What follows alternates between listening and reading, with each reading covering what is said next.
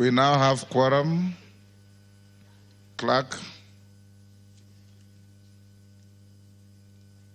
Order number 1, administration of oath. Order number 2, communication from the chair.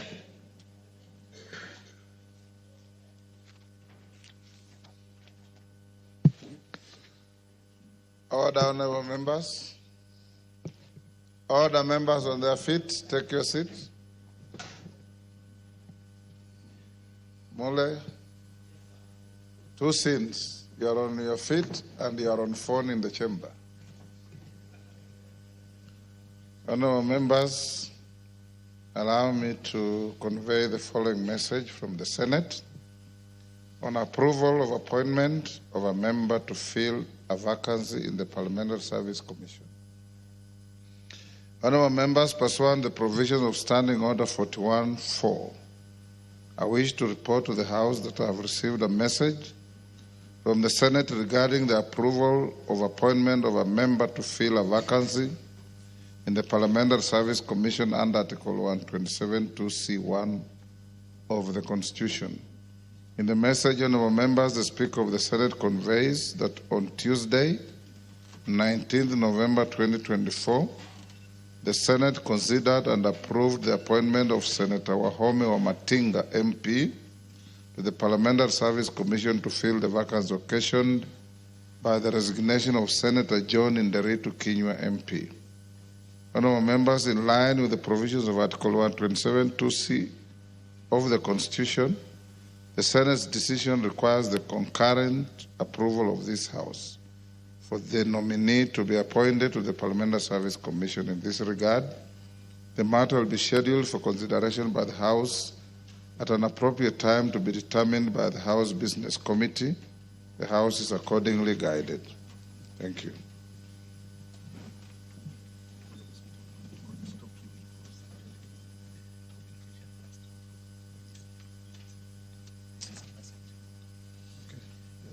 We have done anyway. Why didn't you tell me? It won't be.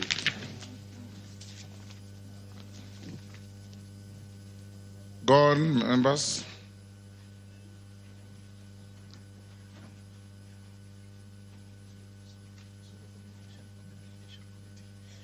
Where is it? There's only one communication here on a delegation that is not there. I have no other communication. Next. Order number 3, messages. You've already received the message. Go on. Order number 4, petitions. Order number 5, papers. Majority Leader.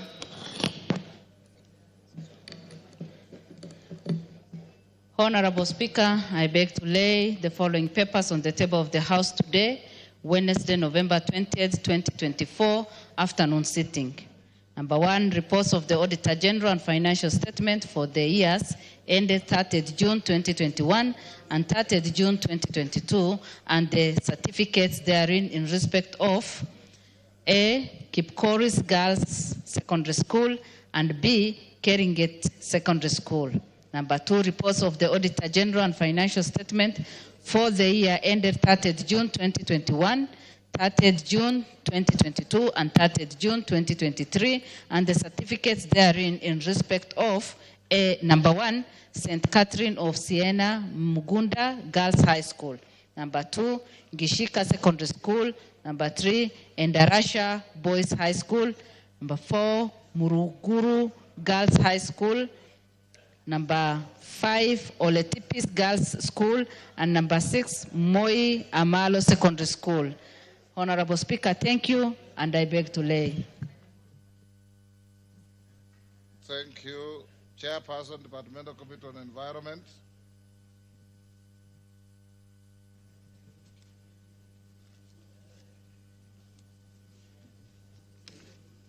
Yes. Thank you, Honorable Speaker. Cameron. I beg to lay the following paper on the table of the House. Today, Wednesday, 20th November 2024, the report of the Departmental Committee on Environment, Forestry and Mining on its consideration of the agreement on the establishment of the Global Green Growth Institute, GGGI. I beg to lay. Thank you, Speaker. Next. Order number 6, notices of motion. Cameron.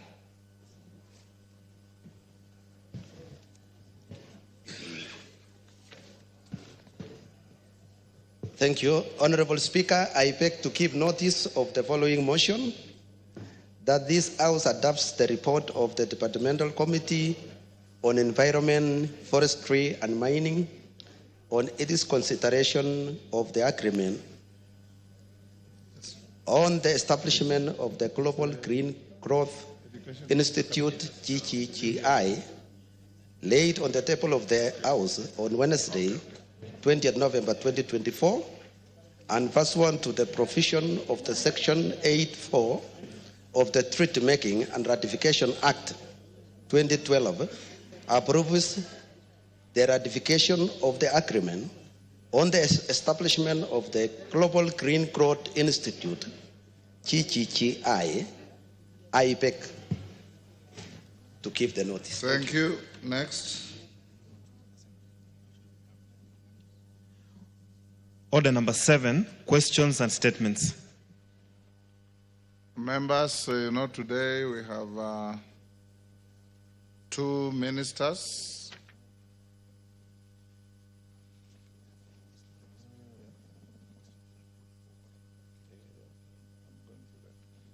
We have the Cabinet Secretary for Education and Agriculture coming to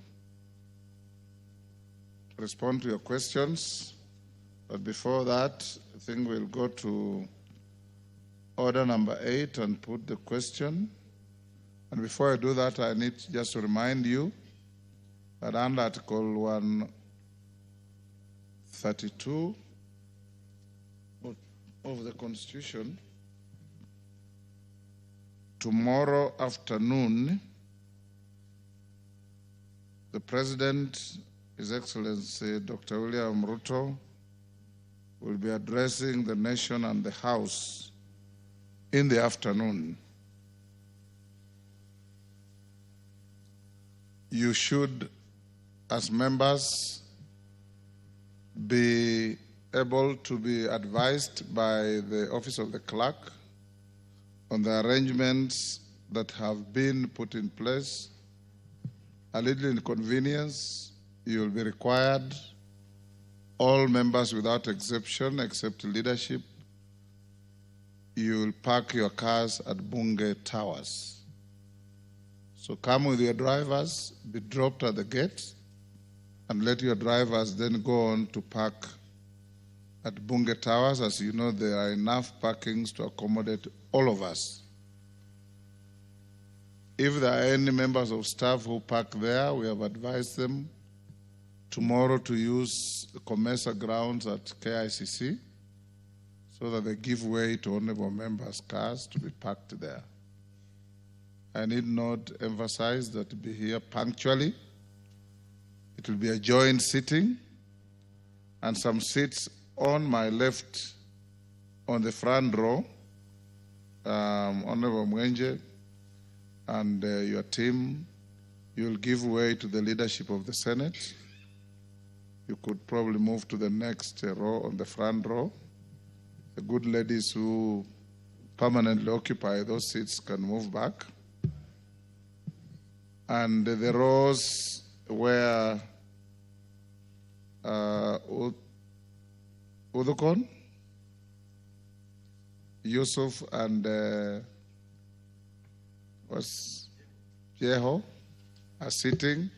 The entire that row will be for Senate.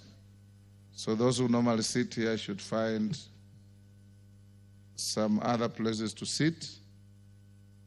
I also need not emphasize that you will hear His Excellency in absolute silence, whereafter you will be given an opportunity from Monday afternoon to debate the address of His Excellency to the House. So keep time tomorrow. It will be out of order for you to enter the chamber when a distinguished person in the name of the President is already addressing. We should be found seated. That being the case, like I communicated, there will be no other business tomorrow except that address. We'll now call out Order 8, put the question. And while I do that, Majority Leader, go and search for and bring the Cabinet Secretary for Education to be ready to respond to your questions.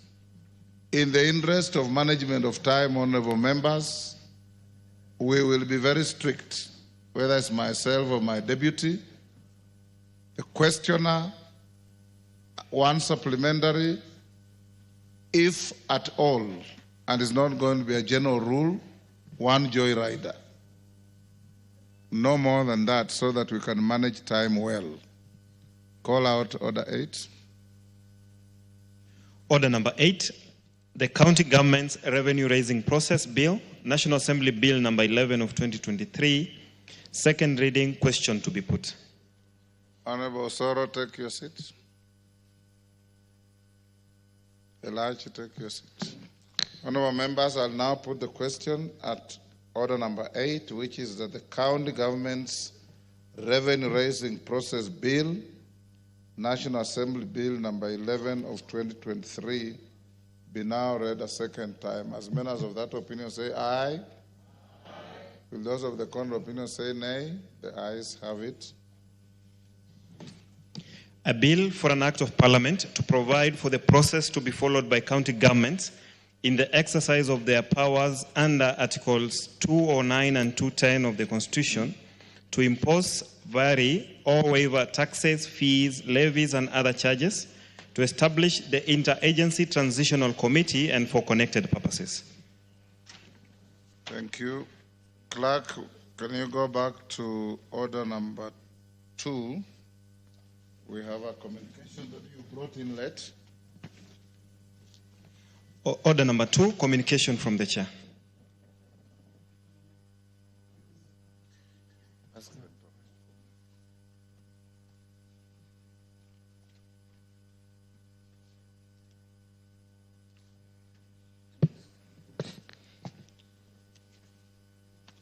Honorable members, there's a communication on appointment of members to the Mediation Committee on the County Government's Additional Allocations Bill, Senate Bill number 19 of 2024.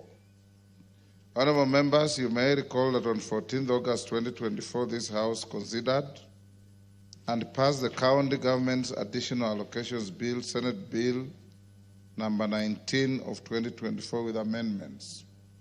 Thereafter, I referred the bill back to the Senate for consideration in accordance with the provisions of Article 112(1)(b) of the Constitution.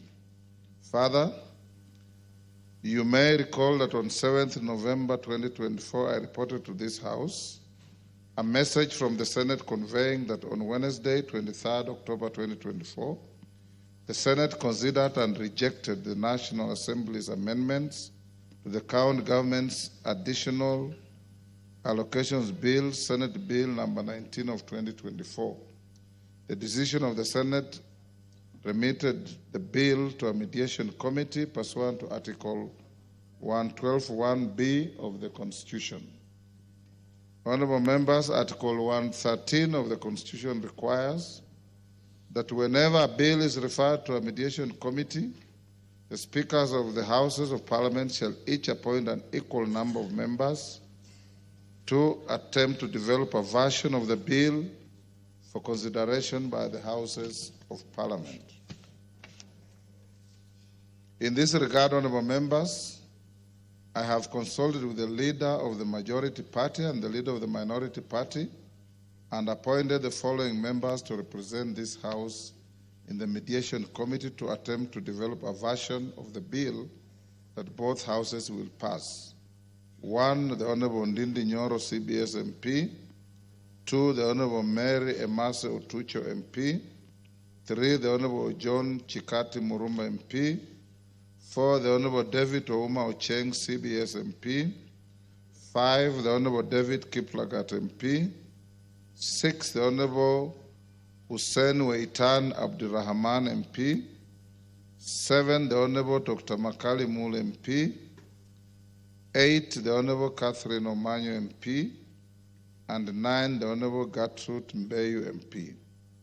Honorable members, you may further recall that on 7th November 2024, I reported to this House that Senate had appointed 9 senators to the committee on the bill. In this regard, the mediation committee is now fully constituted.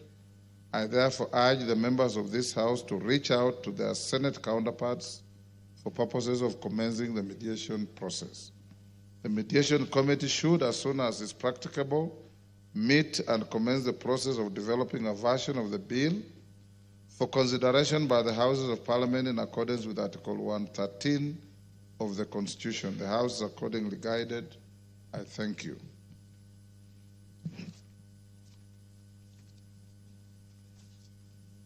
We go back to order number 7. Wapi Waziri, Chief Whip?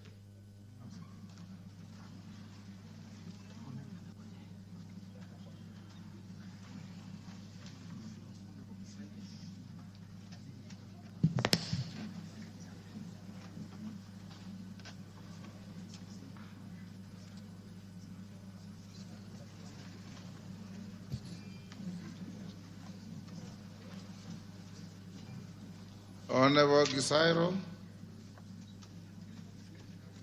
before we get to the questions, can you make your request for a statement?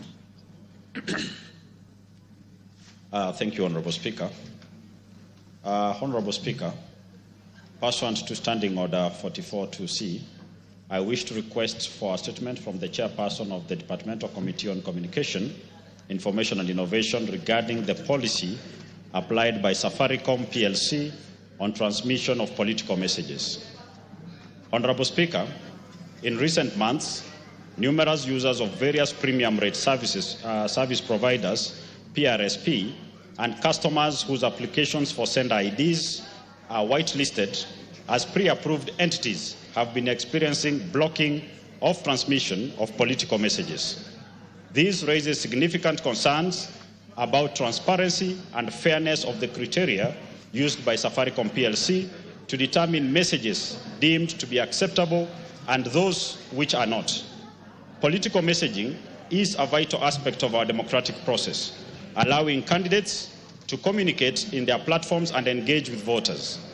By blocking certain political messages, Safaricom PLC may inadvertently favor specific political entities over others, which could cause an imbalance in the political landscape. The lack of clear guidelines and communication from Safaricom regarding this policy undermines democratic engagement and the free flow of information. Honorable Speaker, it is against this background that I request for a statement from the Chairperson of the Departmental Committee on Communication, Information and Innovation on the following. 1. A report on whether the policy by Safaricom PLC, if any, regarding transmission of political messages aligns with the constitutional provisions and laws safeguarding freedom of speech and communication and consumer rights of access to information. 2. Steps taken by Safaricom PLC to ensure that the process for blocking sender IDs, particularly in the political context, is impartial and free from bias. 3. The policy framework and administrative mechanism for affected parties to seek redress or appeal, including seeking refund for the whitelisted sender IDs. 4. The criteria for approving or blocking transmission of political bulk messages and the safeguards put in place by Safaricom PLC to prevent the message blocking system from being exploited for political gain or suppress certain viewpoints. And 5, a report on whether Safaricom PLC allows inter-network termination of messages to other networks, particularly Airtel, And if not, the interventions required for Safaricom to allow inter-network termination and facilitate a common sender ID for messages sent through the two service providers, particularly by businesses and organizations, so as to enhance their brand recognition and improve the overall user experience. I thank you, Honorable Speaker. Chair, Communication. Osoro, who is your chairman for Communication? Is it KJ? KJ, Honorable Speaker. ICT. Where is the Vice Chair or a member of committee? The Honorable Alpha Miruka, but we have the Honorable Bernard Kitur. Kitur? We are Speaker. breaking next Thursday. Are you able to bring a response before Thursday? Yes, Mr. Speaker, we'll try to do that. Of course, We'll give you an opportunity on Wednesday afternoon. Wednesday afternoon, well guided. Thank you. Honorable members, in the public gallery, I want to acknowledge the presence of Shisele Tosha Community-Based Organization from Ikolomani constituency, Kakamega County, who are visiting the House of Parliament. On my behalf and on your behalf, I welcome the delegation to the House of Parliament and encourage them to feel at home in the House of Parliament. Thank you. We'll go now to questions.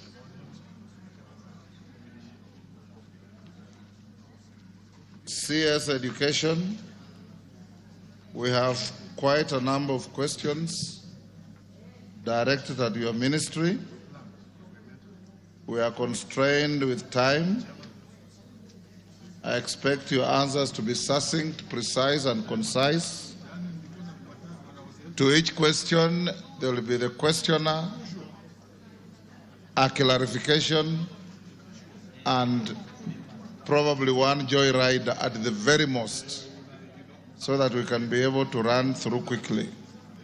Question 016 of 2024, Robert Mbui, member for Kadhiani.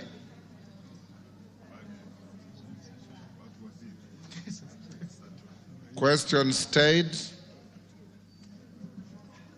Question 089 of 2024, Honorable Stanley Mudhama, member for Lamu West.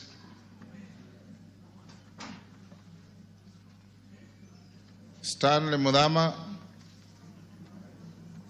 in fact, in enforcing your early attendance of the House, Robert Mbui's question is dropped.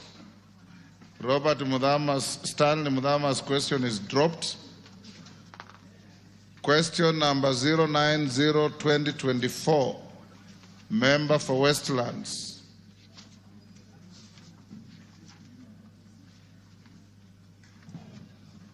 Member for Westlands. Thank you, Honorable Speaker. Honorable Speaker, I ask the Cabinet Secretary for Education the following questions. Could the Cabinet Secretary explain the rationale and policy behind the directive transferring secondary school teachers in physics, chemistry, biology, and history to junior secondary schools? Number two, state the measures implemented to ensure harmony in primary schools, especially considering the different uniforms and titles for grade 7 pupils and class 8. 3, provide a list of secondary school lacking functional laboratories. Clarify the number of times candidates in these schools have taken KCSE practical exams elsewhere, and state whether these schools will be equipped with laboratories before equipping junior secondary schools. Question number 4, outline the total number of lessons each pupil is supposed to offer per week. the requisite hours for rest, and why there has been an increase in the number of primary school pupils attending lessons over the weekends. Question number 5, give reasons why the book, the Diary of Wimp Kit, which contains very obscene language, has not been banned from the circulation. Outline measures put in place to ensure books with improper language are not allowed into the country. Thank you, Honorable Speaker. CS. Thank you, Mr. Speaker, and thank you for those questions. Mr. Speaker, the answer to question 1 is that the government has not issued and or made any policy directive to transfer secondary school teachers in any physics, chemistry, biology, and history to junior school. There is no such policy by the government. Question 2, the measures taken. Mr. Speaker, junior schools are domiciled in existing primary schools. The ministry issued the guidelines for the implementation of junior school education in January 2023. Mr. Speaker, the guidelines stipulate that junior school leadership shall determine the uniform for their schools in consultation with the respective stakeholders and the sub-county director of education. This includes additional unique features for identification and branding of the institutions. The guidelines also provide clear that no learner shall be excluded from school for failure to afford a school uniform. Mr. Speaker, the determination of school uniforms through stakeholder involvement is meant to ensure that the specific school community decides on the uniforms that is sensitive to their needs of the school, thereby ensuring that there is harmony. In any event, Mr. Speaker, junior school and primary schools are under the same board management and the same head of institution, thereby creating a basis for harmonious functioning in the same institution. Mr. Speaker, we also wish to inform the House that the last cohort of Class 8 sat their examinations in December 2023. Currently, all learners in grade 7 onwards are in junior school under the competency-based education. Mr. Speaker, on question 3, the schools that are lacking functional laboratories. Mr. Speaker, the list of schools without laboratories is provided in Annex 1 of our written written response. There are, however, a total of 1,366 secondary schools countrywide that do not have functioning laboratories. Mr. Speaker, in the next financial year, we have made a plan to construct approximately 2,000 laboratories in secondary schools, and that will be covered in these schools that do not have laboratories at the moment. Mr. Speaker, we will also be seeking the support of the House to provide further resources for the construction of these particular laboratories, especially as we approach the 100% transition to senior school next year. I wish to once again thank members of Parliament for the support they have given us in funding infrastructure development in schools through NGCDF. We look forward to further support in equipping these secondary schools and these labs. Mr. Speaker, I wish to request for additional time to be able to provide information on the actual number of times that candidates in each of these specific schools have taken KCSE practical exams elsewhere other than in the schools that they are supposed to have done because of the lack of the laboratories. I wasn't able to get that information, and I wish to get more time to be able to provide the member and the members with that information. Mr. Speaker, on the issue of the lessons, the competency-based curriculum, Mr. Speaker, is implemented to foster practical skills and holistic learning. Primary school education is structured into 2 key levels: lower primary, which is grade 1 to 3, and upper primary, which is grade 4 to 6. The implementation of the curriculum is designed in a timetable that changes with the levels as the learners graduate or progress. The timetable for pre-primary level presents 5 lessons per day and 25 lessons per week, and they have 4 breaks each, including day break. At the lower primary level, grade 1 to 3, the timetable presents 6 lessons per day, 31 lessons per week with 4 breaks per day.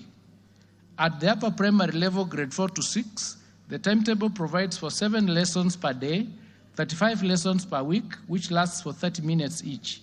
There are 4 breaks per day. At grade 7, 8, and 9, which is junior school, the timetable presents 8 lessons per day. Each lesson takes 40 minutes.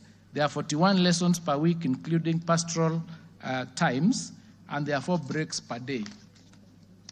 Mr. Speaker, I wish to confirm that the official timetable does not accommodate any programs for attending lessons over the weekend. Learners are expected to rest on Saturdays and Sundays and on public holidays. Any instances in which learners are required to attend school over the weekend will be therefore irregular. The ministry will take appropriate corrective action once such cases are reported to us. In the response, Mr. Speaker, I have provided a table that stipulates what I have just indicated, and I do not need to go through it because of time, but it is clear that we have 25 lessons for pre-primary per week, 31 lessons for grade 1 to 3, 35 lessons for grade 4 and 6, 41 lessons for junior school. Mr. Speaker, on the question of the book, The Diary of a Wimpy Kid, the mentioned book is not part of the books that have been approved by the Kenya Institute of Curriculum Development for use in our schools.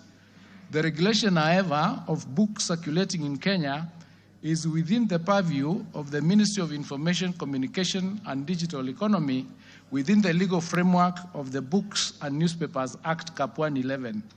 We have brought the subject matter to the attention of the said ministry for appropriate action, and we will follow up to confirm that that particular offending book has been deregistered from approval. Member for Westlands. Thank you, Honorable Speaker. I would like to ask the Minister, Bwana CS, we have these teachers who are employed by the Board of Management, BOM. So sometimes when these teachers are absorbed by TSC, why is it that when they are absorbed by TSC, they are posted outside their jurisdiction where they have been operating? They are not even allowed to be posted back to the schools that have actually been supporting them. They are even posted outside the county. I remember within my constituency, there were teachers who were employed by a BOM, and when they were absorbed by TSC, they were posted to Kajiado and other counties outside Nairobi. Why is that so? And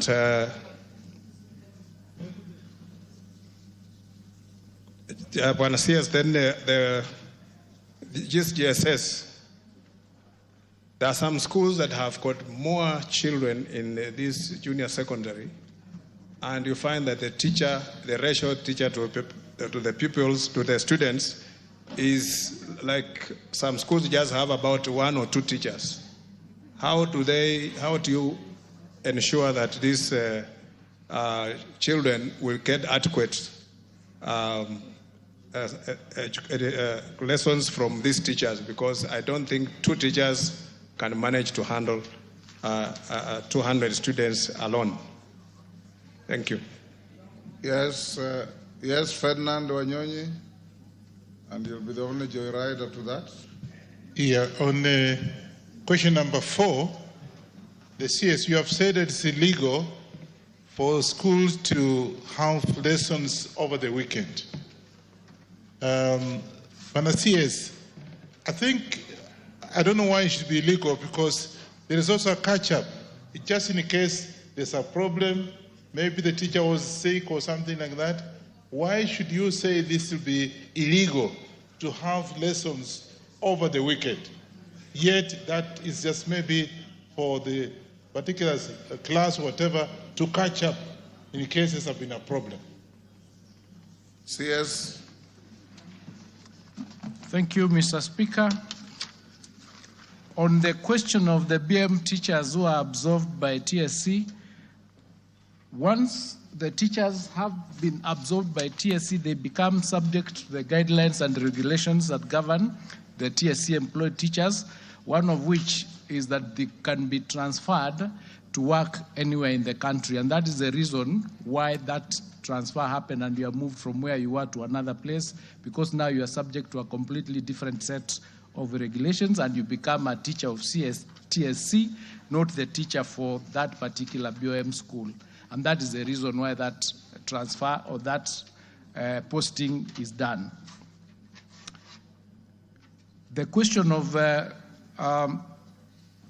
teacher-student ratio in JSS, it is true we have a shortage of the teachers, but the ministry through TSC and other stakeholders have employed 46,000 intern teachers to curb this shortage. We're also planning to employ another 20,000 teachers.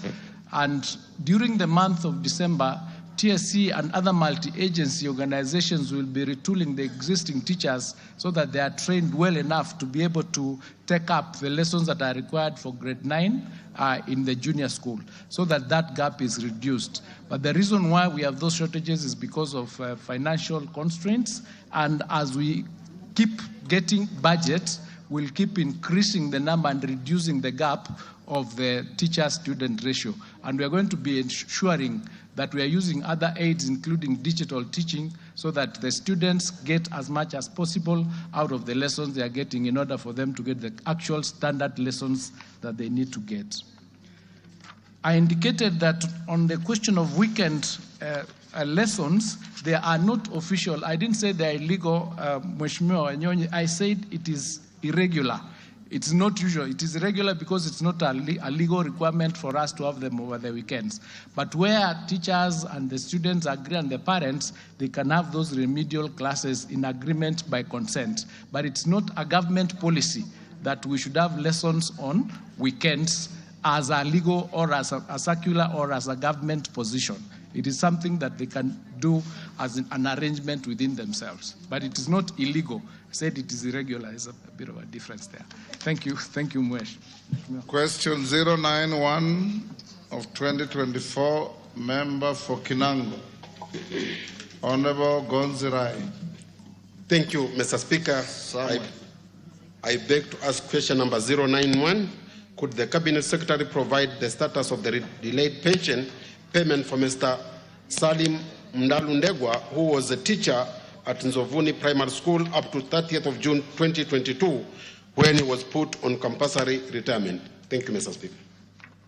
Minister. Thank you, Mr. Speaker. The processing of Mr. Salim Mdalundegwa's pension stalled due to the disparities in his set of names as indicated on the various documents in the teacher service record. The teachers' names on record seem to refer to different persons. The Commission duly communicated this to the teacher. He was requested to obtain a deed poll if he intended to have changed his names. It is noted from the record that the teachers' documents bear the following different sets of names: Salim Mndalo as one set, Ndegwa Mundalo as another set, Mundalu Chirunga another set, and lastly, Mundalu Salim Ndegwa Chirunga, respectively. These disparities were noted on the academic and professional testimonials, as well as the old generation identity card that that particular teacher used. A reminder was sent to the teacher via a letter dated 15 February 2024 to submit a deed poll in order to regularize his names.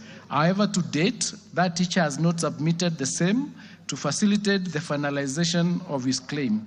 A copy of the letter to the teacher is provided as annexure number 2. Thank you. I submit. Gonzirai, I think that is very clear. Do you have any supplementary?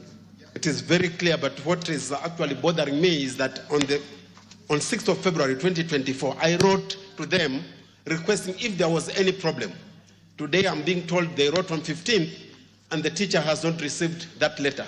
Currently he's in hospital. So if I could just get a copy of that letter, I could just facilitate the deed plan for for the exercise to be expedited. Thank you. Provide the details to... We'll provide the details before we leave. Leader also.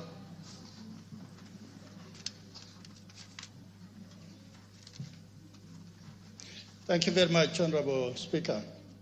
Waziri, the issue that has been presented to you is not a standalone one. Teachers work for very many years, maybe 40 years, 45, stretching up to 50 years. But when it comes to pension, they actually slog. They spend a lot of money to come to Nairobi to look for their pension. Are you able to put a policy in place such that those who have worked for many years actually will receive their pension in ease? Thank you, Honorable Speaker. I'm discouraging many joyriders, but as give him give Honorable Melemba the mic. Thank you, Honorable Speaker, and I confirm. The question, the way it has been answered, looks very simple and easy. But good luck, somebody else has talked about it. What is the ministry doing about pensions for teachers? Because now it's a broad thing that's affecting many families, that many teachers are unable to get their pensions on time. Thank you. What is it? I said I want only one joyrider. Give Dorothy. Thank you, Honorable Speaker. Honorable Speaker, I too rise to ask the ministry what they are doing to streamline this pension payment to alleviate the suffering of teachers who retire. Honorable Speaker, it is evident that, as it has been alluded, that teachers work for close to 40 years, and after retire, they languish, and some of them eventually die even before receiving their pension payment. Thank you, Honorable Speaker. Minister.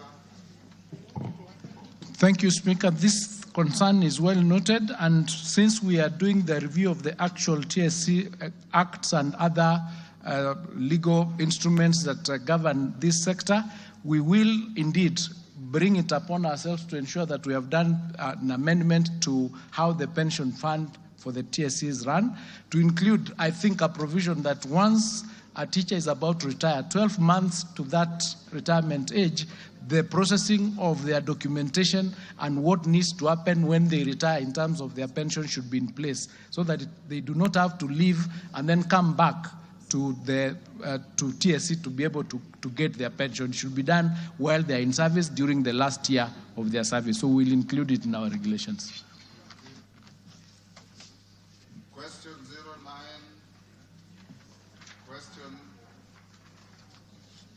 Question 093 of 2024, member for Nairobi County, Esther Passaris.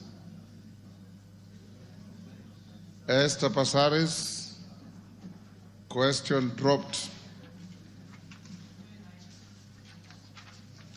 You can't joyride on no question.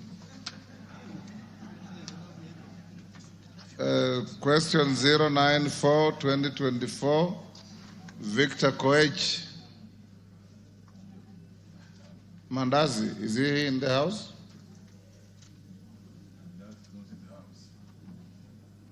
Honorable Victor Koech of Chepalungu.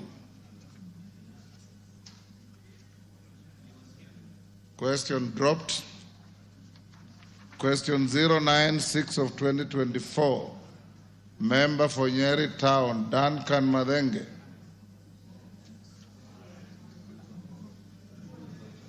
Duncan Madenge. Order. Honorable Madenge. Question dropped. Question 097 of 2024, member for Emuhaya Umboko Milemba. Very well, Honorable Speaker. I'm asking the following question to the Cabinet Secretary for Education. Will the Cabinet Secretary explain why the Ministry is yet to provide authorization for purpose of conducting fresh parent associations election in various counties and sub-counties? Parent associations. Number 2, provide a specific date when the parent association elections in various counties and sub-counties would be held. And number 3, state measures in place by the ministry to ensure that in future elections are conducted on a regular basis for effective management of schools. And further, is the Cabinet Secretary aware that a Teacher Service Commission was to do promotions of more teachers, but somewhat they have been curtailed by the Ministry of the Treasury to do what otherwise they would have done, because they don't need any monies from Treasury, but they just need to use their own monies, AA, to promote about 45,000 teachers. And you being the oversighting ministry, you could make a comment on that. Thank you, Honorable Speaker.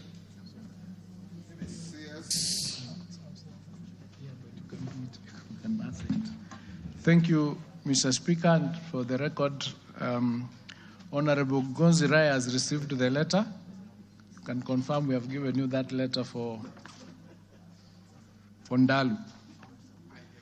Thank you. Mr. Speaker, may I respond to the questions asked by Honorable Mboko as follows? Mr. Speaker, paragraph 5 of the 3rd schedule of the Basic Education Act 2013 provides that there shall be established a national parents associations, county parents associations, and sub-county parents associations elected by parents associations from schools through a delegate system. Just like other registered associations, Mr. Speaker, the National Parents Association is guided by its own constitution. The association does not require the authorization of the Ministry of Education to hold elections at the county and sub-county levels. The constitution of the association provides for the conduct of elections of its officials. As a ministry, Mr. Speaker, we are available upon request to provide any facilitative support to the extent possible to enable the associations undertake free, fair, and transparent elections in accordance with their constitutions. Mr. Speaker, in terms of management at the school levels, we have ensured compliance with the requirements of paragraph 1 of the 3rd schedule of the Basic Education Act 2013. There are functional parents associations in our schools. Parents are also represented in the school's boards of management as required by Section 56, subsection 1 of the Act.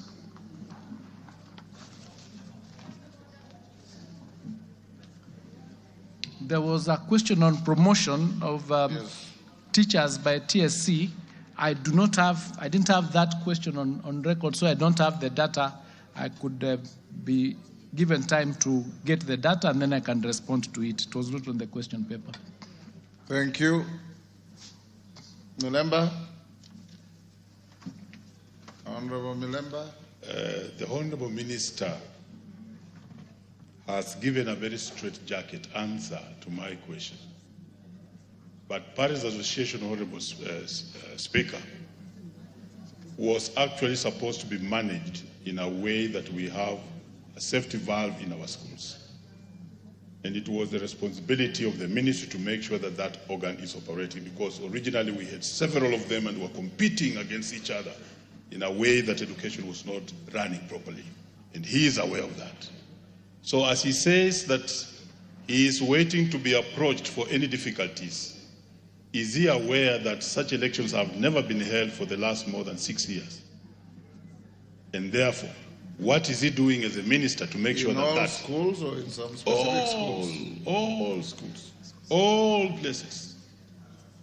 So therefore, what is the ministry doing in its responsibility as a Minister of Education, running of education, to make sure that that happens? He cannot run away from it. Minister.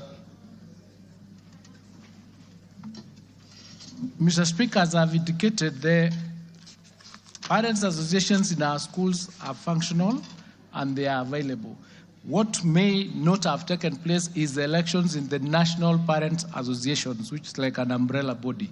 And I'm getting that information now that there have not been elections in 6 years. I'm going to be able to look into it and find out what role the ministry can do to undertake to ensure that that is done. Yeah, thank you. Pasares. Thank you, Mr. Speaker. Mr. Speaker, I know you called my question when I wasn't here. I apologize. We have a delegation from China, and I had asked a question to the delegation, and I had to wait for the answer, as it would be unparliamentary to ask a question to a foreign delegation and then leave before they give the answer. I beg to ask the question 093. I have not given you authority. You are only explaining why you are not here. Yes, Mr. Speaker. And Mr. Speaker, you know that when we come with these questions, because we exchange sending orders for the CSS to come here, it will be such a shame that I'm in the House and I can't ask a very important question as a representative of the County of Nairobi. So I beg for your indulgence. Thank you. I had dropped the question on your explanation. I reinstated, but we'll come back to it later. Member for Yatta, question 098 of 2024, Robert Basil. Thank you, Mr. Speaker. I rise to ask question 98 of 2024 to the CS for Education. Could the CS explain why the ministry policy does not include provision for hardship allowance to technical, vocational, education tech training tutors in Yatta constituency, despite their counterparts employed by the Teachers Service Commission receiving such allowance? Thank you, Mr. Speaker. Minister. Thank you, Mr. Speaker. At the outset, Mr. Speaker, I wish to state that there are different allowances schemes for the teachers who are employed by the Teacher Service Commission and technical trainers who are part of the National Public Service.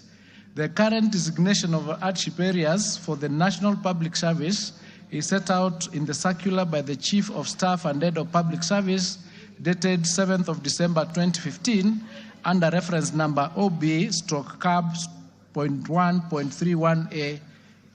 A copy of that circular is annexed as annexure number 5. The area where Yatta Technical Vocational College is located is not among the designated areas or hardship areas. On the other hand, legal notice number 534 of 1997 under the Teacher Service Commission Act includes Yatta Division as a hardship area. A copy of the legal notice is also provided as an annex number 6. Mr. Speaker, we are working with the relevant government agencies under the leadership of the Ministry of Public Service and Human Capital Development to streamline the framework on the payment of hardship allowance.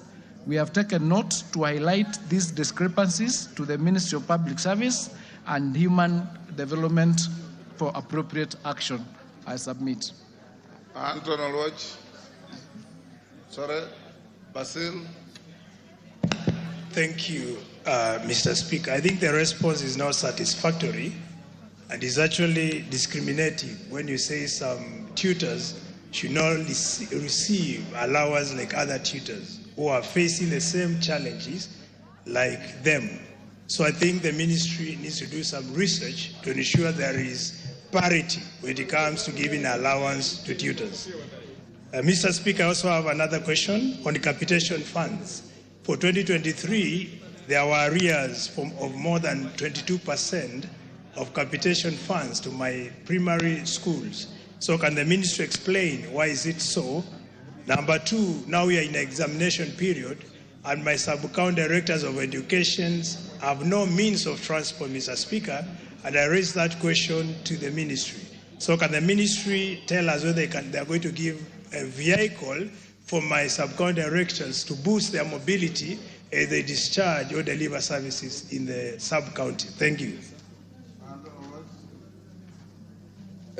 Thank you, Honorable Speaker, and in a related question, I think the Cabinet Secretary has a duty to let the members know what the general policy of the ministry is to ensure that TVETs, which this house every year allocates money to, and it's supposed to be a bridge between the universities and people who cannot make it to the universities, do not collapse. And I ask this because of the perennial non-remittance of capitation to TVETs.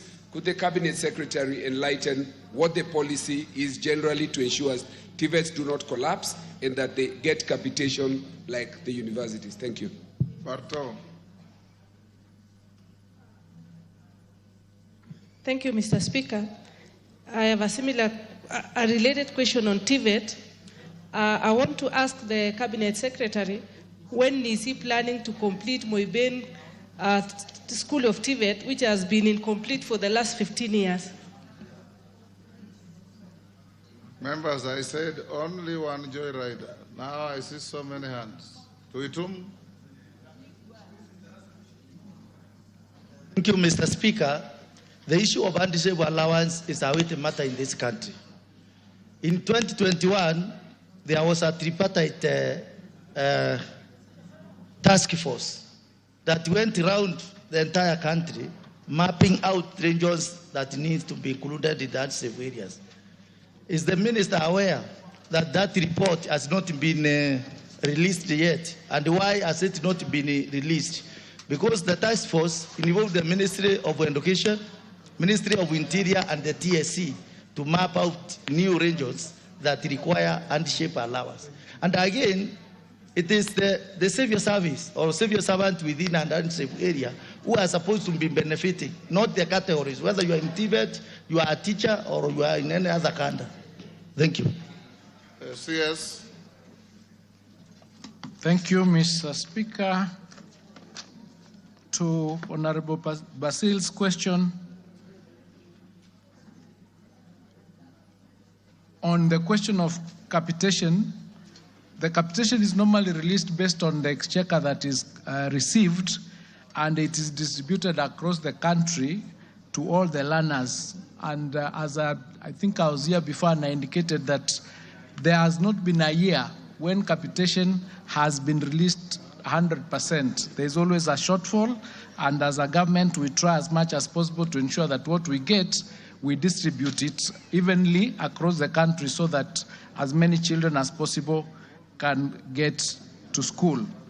In terms of the hardship question, hardship area question, and I can answer that generally, is that it is true that there are discrepancies on how the issue of hardship is determined. In fact, the other day I was in Rabai, which is a hardship area. It is also not registered as an hardship area. So as a ministry, what we've done is do a document, and we are presenting it to the Ministry of Public Service in order for them to harmonize the hardship areas, because like in Yata, you'd find the TSC are determined as hardship, and then the trainers are not hardship because they fall in the civil service. That is not right. So we are working towards harmonizing that whole area of the issue surrounding hardship so that it is harmonized, it is determined, it is clear, there is clarity around it. So we are working towards ensuring that it is harmonized.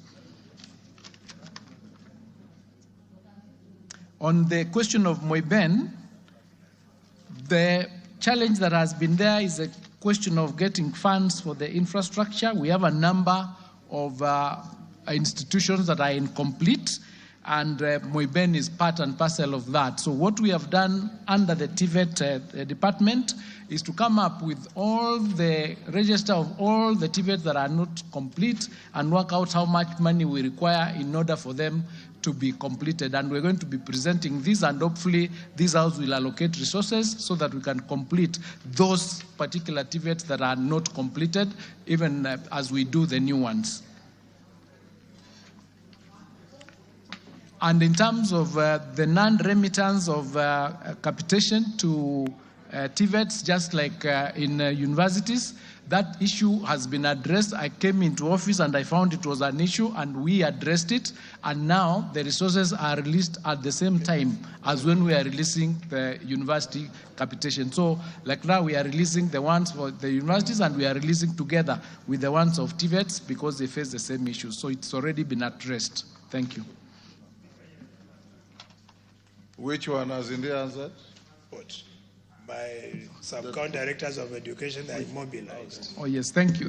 Thank you. Quite recently, we got resources to do 2022, I think 2023, we got resources to buy some vehicles for sub-counties, and they were distributed and they got finished. So we are coming back again to request for more resources and more budget to ensure that at least each sub-county has a means as a vehicle. So the challenge that we have is not that we do not want to give them vehicles, the budgetary limitations. But once we buy, we continue allocating them, and we are reducing the number. So it is in the pipeline. Thank you. Thank you. Question number 099 of 2024. Member for Kibwezi West, Mwengi Mutuse. I have received a letter from Mwengi Mutuse nominating Edwin Mugo Gishuki to ask the question on his behalf. Edwin, go ahead. Yeah, thank you very much, Mr. Speaker. I rise to ask question 099/24 on behalf of Honorable Mwengi Mutuse. Could the Cabinet Secretary, one, confirm that 12,000 acres of land located at Kisayani Kibwezi West constituency was surrendered by the locals to the University of Nairobi in the year 1988 with the proposal that a higher education institution would be set up in the area. Two, explain why it has taken inordinately long for the university to establish processes in building and opening of the university on the said land. Three, clarify whether there are plans to start a university campus within the existing buildings, and if not, state whether the land can revert to its original owners. Four, clarify whether sections of the land are being allowed to private investors, and if so, provide the measures put in place to ensure there is transparency and public participation, including consultation with elected leaders in this process. Thank you very much, Mr. Speaker. Minister. Thank you, Mr. Speaker. I wish to confirm that the University of Nairobi has ownership of the 12,000 acres of land at Kisayani, Kibwezi West constituency under land reference number 25060. This land was allocated to the university by the government of Kenya in 1988, following a comprehensive process of relocation and compensation of the original occupants. The primary purpose, Mr. Speaker, of the allocation of the land was to establish a specialized research and training institute focusing on range management and dry land natural resources. Mr. Speaker, despite the lack of funding that has hindered the development of large-scale physical infrastructure, the university has actively utilized the land and Kisayani for research, training, and community outreach. The strategies that the university has employed to use the land are as follows.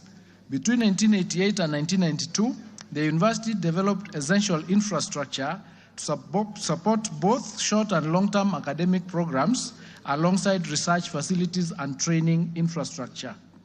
Number two, through international collaboration, particularly with Mashavu University from Israel, and supported by USAID funding, the university implemented a state-of-the-art irrigation demonstration center. This project, which operated from 1992 to 2004, successfully cultivated Asian vegetables, tropical crops, and fruits, providing significant employment opportunities and enhancing food security for the local community. During this period, the university established the Institute of Dryland Research Development and Utilization, which has been instrumental in conducting research on dryland resource utilization. The Institute actively engages with local communities through workshops and seminars focusing on livestock, husbandry, dryland crops, forestry, and land rehabilitation. The university actively uses infrastructure on the land for departmental research, training, and community support. Mr. Speaker, the Institute for Dryland Research, Development and Utilization operates as a fully fledged unit of the University of Nairobi. The facility serves as an integral dryland research academic center of excellence, supporting various departments across the university as follows. The Department of Land Resource Management and Agricultural Technology conducts research in the rangeland ecology and biodiversity conservation.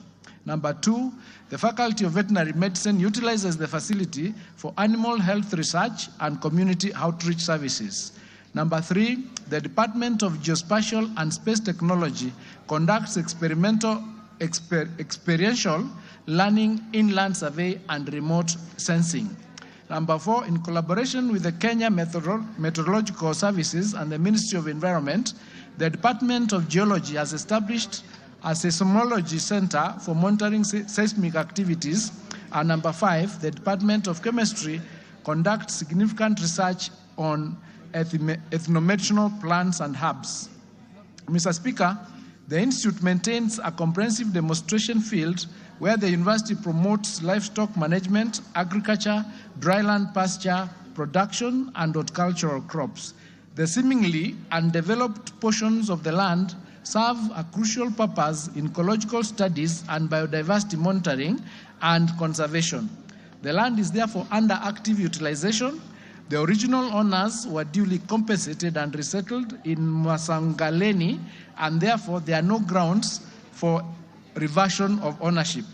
Going into the future, Mr. Speaker, the university's master plan envisions the advancement of the Kisayani site through the following plans: partnering with the county government of Makueni to integrate local development priorities into research and education, exploring carbon trading opportunities through reforestation and dryland biodiversity conservation initiatives, and 3, mobilizing resources in the area of climate resilience and fostering partnerships that advance the university's mission. Mr. Speaker, no part of the land has been allocated to private investors. The Land Commission acquired 2 hectares, that is measuring 6.8 acres of the land, for upgrading of the Kibwezi, Mutomo, Kitui, Kabati, Migwane Road project. The university has current partnership with the Kenya Forestry Research Institute and the International Institute of Tropical Agriculture, which advance the university's research objectives. KEFRI conducts valuable research on Vokensil, benefiting dryland communities, while ITTA supports the Kibwezi Entrepreneur Youth Group, providing crucial agricultural entrepreneurship training. The university has also partnered with the Utafiti Day Boarding Primary School, which occupies a portion of the land. The land occupied by the school is not used for any private activities and does not affect the university's development. I submit. Thank you. Mugo. Thank you very much, Mr. Speaker. I don't have any follow-up question, but I will be requesting for a written response so that the substantive member can follow up on those promises that the CS have made through his response. Question 100 of 2024. The Honorable Carolo Mondi. Question dropped. Question 148 of 2024. Geoffrey Makoha, MP Matthias. Thank you, Honorable Chair. Which chair? Honorable Speaker. This is the question, Honorable Speaker. Could the Cabinet Secretary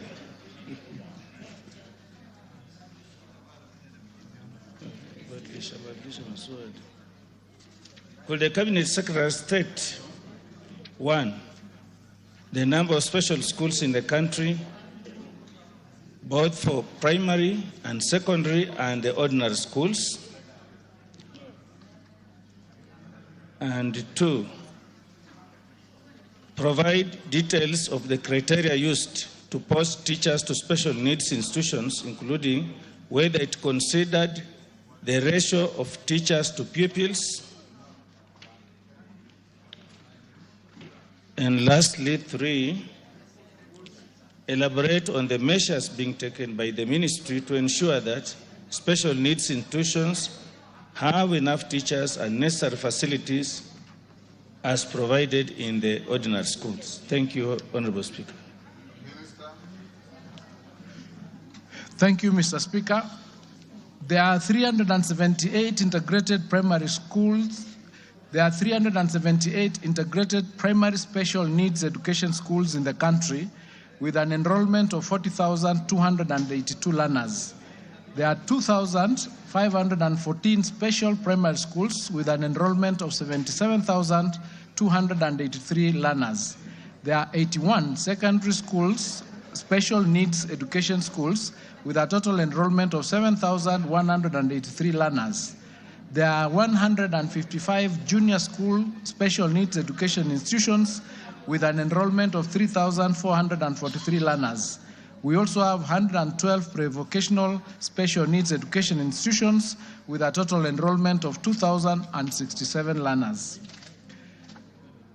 Mr. Speaker, the TSC Commission deploys teachers to special needs education schools based on 1, the ratio of teachers to pupils, number 2, the type of disability, and number 3, the level of disability.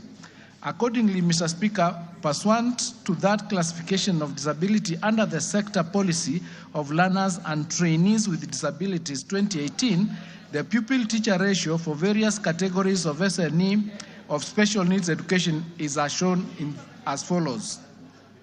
Number 1, the mentally handicapped have a teacher-student ratio of 1 to 10. Mentally handicapped that is severe has a teacher-student ratio of 1 to 4. Autism has a teacher-learner ratio of 1 to 4. Physically handicapped have a teacher-learner ratio of 1 to 15. Cerebral palsy has a teacher-learner ratio of 1 to 4. Hearing impaired has a teacher-learner ratio of 1 to 12. Visually impaired has a teacher-learner ratio of 1 to 15.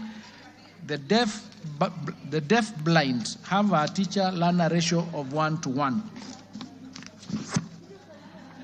To address the current teacher shortage in special schools and units, the Teacher Service Commission has employed the following measures. 1, it has deployed 5,363 qualified teachers from regular schools to special schools and units in the 2023-2024 and 2024-2025 financial year in 4 phases as follows. In phase 1, it was done in May 2024, and 1,763 teachers were deployed. In phase 2, September 2024, 1,200 teachers were deployed. In phase 3, January 2025, it is intended to deploy 1,200 teachers, and in phase 4, June 2025, we'll deploy another 1,200 teachers. Notably, Mr. Speaker, the Commission has completed the deployment of teachers in phase 1 and 2 and will commence the deployment of the phase 3 and 4 in January. Currently, the Commission is in the process of recruiting 344 special needs education teachers interns handling learners with special needs, namely cerebral palsy, hearing impaired, visually impaired, and physically impaired. I submit.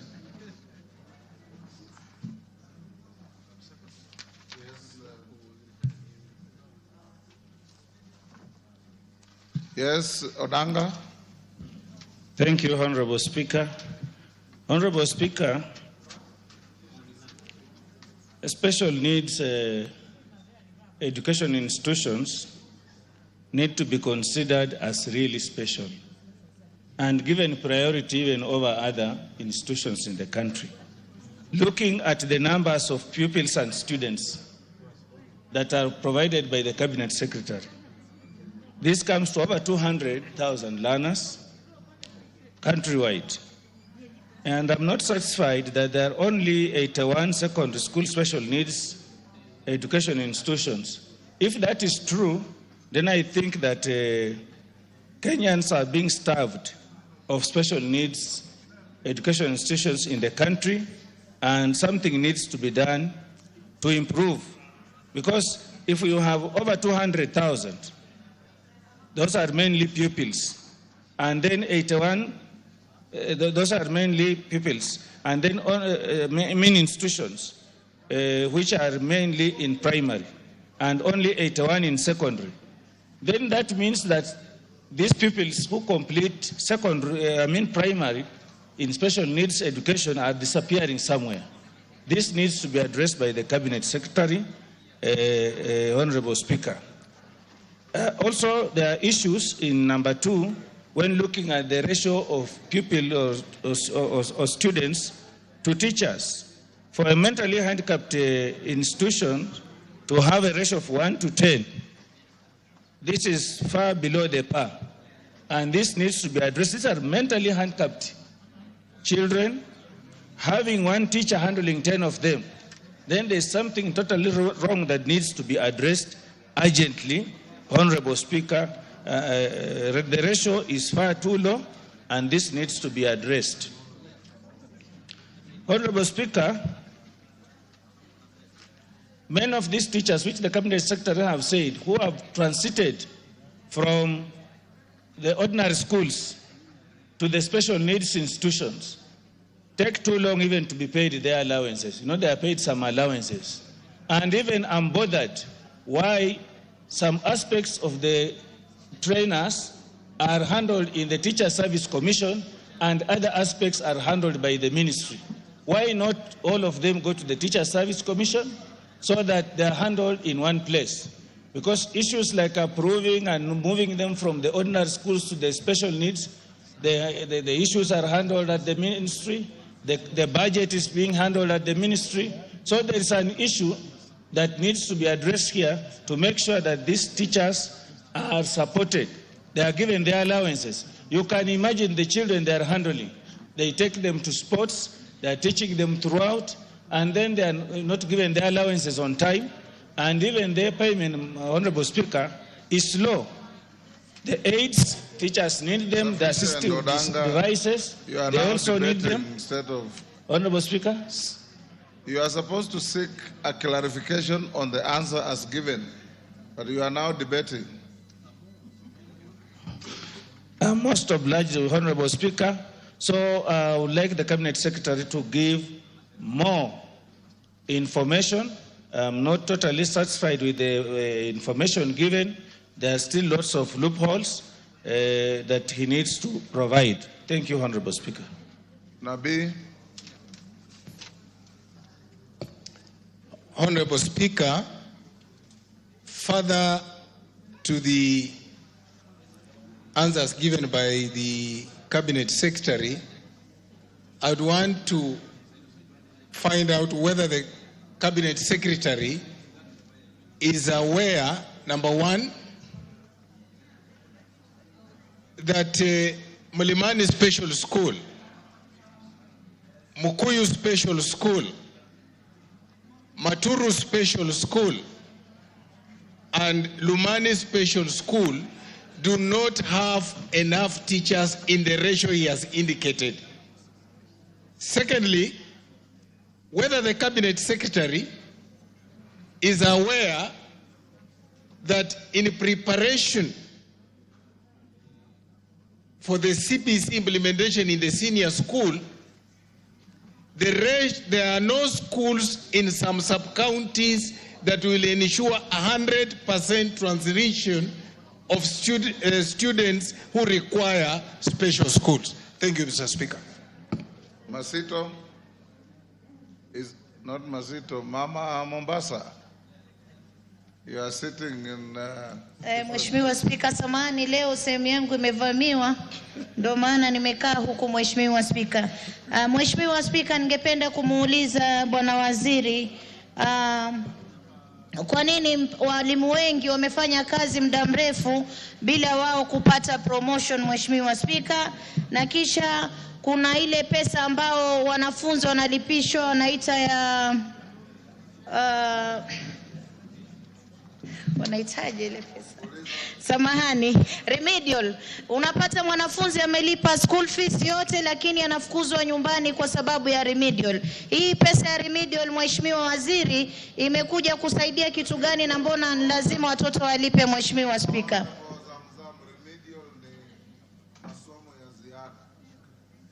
masomo ya ziada. Asante Mheshimiwa Spika. Wakati mwingine mwanafunzi mshinda mwalimu. Mheshimiwa Waziri, tungependa kujua kwa nini watoto wanalipa masomo ya ziada, ile pesa ya masomo ya ziada, na wakati ambapo watakuwa wamelipa ile karo na bado wanafukuzwa shule, Mheshimiwa Spika. Na hawa walimu pia wanalazimishwa kuhamishwa kwenda katika shule zingine za mbali sana, na nyumbani inawasumbua sana, wanaacha familia hawawezi kuweza kufocus na ile masomo, Mheshimiwa Spika. Asante sana Waziri. Minister. Thank you, Mr. Speaker. The ratios that we have given were analyzed in terms of the severity of the handicap and the disability, and where we will determine that there are shortages, it is because we do not have enough teachers. And what we are doing, as indicated earlier, the same challenges that we have in the ordinary schools are the same ones we have in the special needs school, but we'll give it special attention so that we can have many more teachers being employed for the special needs, so that we reduce the number of the gap of the teacher-learner ratio. In terms of the question relating to the teachers' allowances, that is handled by the Teacher Service Commission. They actually handle all the issues relating to both the teachers that are in normal schools and the teachers that are in the special needs schools. We do not deal with that aspect, we only deal with policy, and when issues like these have come, we liaise with TSC and we come up with policies that can make their work smoother and that much more cohesive. Now, in terms of the schools that Honorable Nabi has indicated that they do not have the the teacher-learner ratio that I have indicated, I don't have the details at hand of the numbers and the data, but once we determine, then we'll liaise with TSC to see whether there is something that can be done in that space. I don't have the actual numbers for those particular schools. That is Lumani, Makuyu School, and Mulanyu Special School. So we'll look into it and get the data so that we can be able to assist and work with TSC to see what can be done, especially in the 20,000 teachers that are going to be employed. We see whether we can have some done for that space. The question of 100% transition is the same thing that we are working on. As you are aware, we are doing a transition right now, and we are preparing the various classrooms, etc., to ensure that our students have transition seamlessly so that they can continue with their studies. So we are looking into that particular sector, and we are ongoing doing the infrastructure development.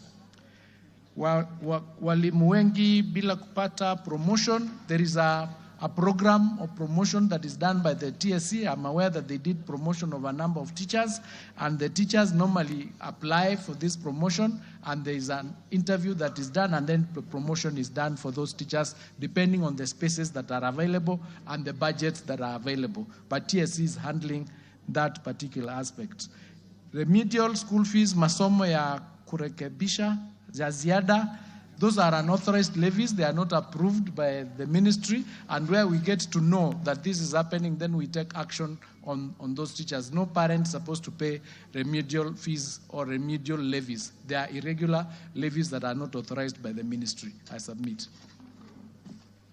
Thank you. Wanjala, what is it? Thank you, Mr. Speaker. Mr. Speaker, the government wants 100% transition to high schools. And Mr. Speaker, you find that the government pays the capitation for each student.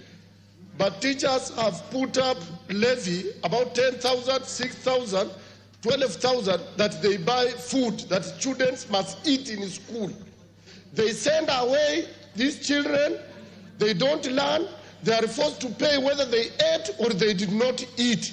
This is the money that makes our students drop out, Mr. Speaker. What is the minister doing to stop these other levies extra levies that are levied against our students. And Mr. Speaker, we also passed a motion, and the Committee of Implementation was answered by this ministry that no school will be allowed now to sell uniforms to students. Already I have a letter from one of the schools in Bungoma where the teacher, the head principal, has written that each student must come and buy uniforms again from the school at a very exorbitant price. Minister. Thank you, Mr. Speaker. As I've indicated, those extra levies, those extra amounts that are being charged by teachers or by principals, those issues relating to uniforms being directed by principals to be purchased from specific areas, all those are irregular and unlawful. And once the ministry gets information on it, we take action on those principals immediately. There is no reason whatsoever for them to levy extra levies that we've not authorized, because then it brings a bit of a problem. Thank you. Member for Madare, Anton Oloji.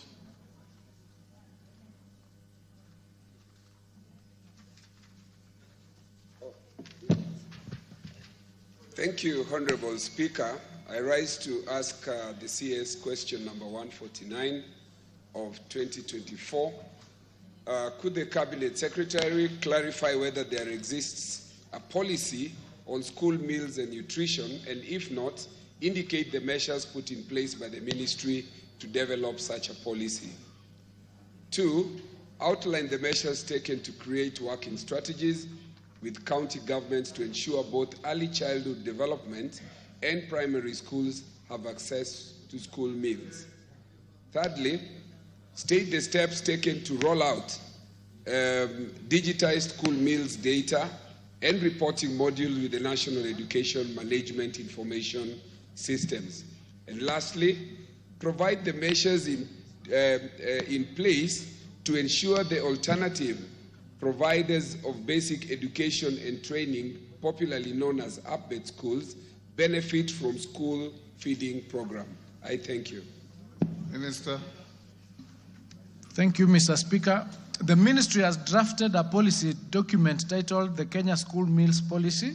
The draft has been developed through a collaborative approach involving the Ministry of Education, the United Nations World Food Programme, the NACONEC, the Rockefeller Foundation, and the Ministries of Health, Agriculture, Livestock and Fisheries, Water, Sanitation and Irrigation. The overall goal of the policy is to provide a framework for implementation and management of the school meals program in Kenya. The policy provides for the establishment of the program based on clear goals, strategic objectives, and principles. The policy provides for key thematic areas that include access, equity, and inclusion, through which the government commits to provide diversified and healthy school meals to all learners, including those with special educational needs. The second thematic area is food safety and quality, under which the government commits to ensure enhanced food safety and quality in the school meals program. The third thematic area is nutrition and health.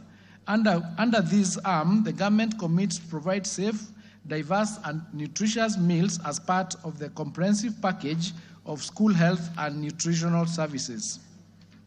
The fourth thematic area is on sourcing of food commodities. Under this policy, commitment is given by the government to promote provision of accessible and affordable locally available food commodities. This other thematic area is on partnerships, collaborations, and linkages. The government commits to promote a coordinated approach through partnerships, collaborations, and linkages. The draft policy, Mr. Speaker, document also provides for its implementation. It has provisions on resource mobilization to ensure the sustainability of the program and for monitoring and evaluation together with research. The draft document also outlines the institutional arrangement for the implementation of the policy. A policy will be implemented through the existing Ministry of Education structures at the national and county levels.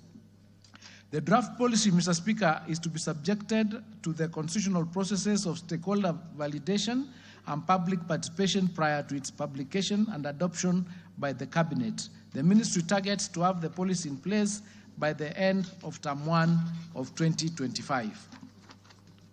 Mr. Speaker, the Ministry works with county governments in covered areas to enhance access to school meals for learners in pre-primary and primary schools. Since pre-primary education is devolved, county governments take the lead in providing school meals for such learners.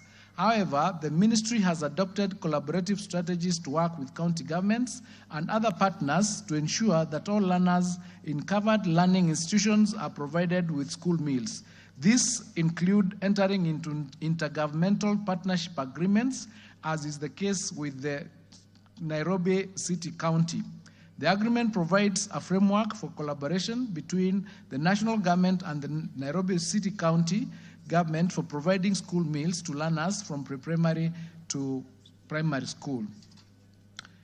Mr. Speaker, a school meals module has been developed within the NEMIS platform and successfully piloted in Isiolo. To ensure effective implementation, it is essential that all learners are registered on NEMIS, enabling school meals data to be generated directly from the platform. Additionally, a mobile application linked to NEMIS has been introduced for reporting daily learner attendance. The application allows schools to track the number of learners who received meals each day and monitor food stock balances in real time.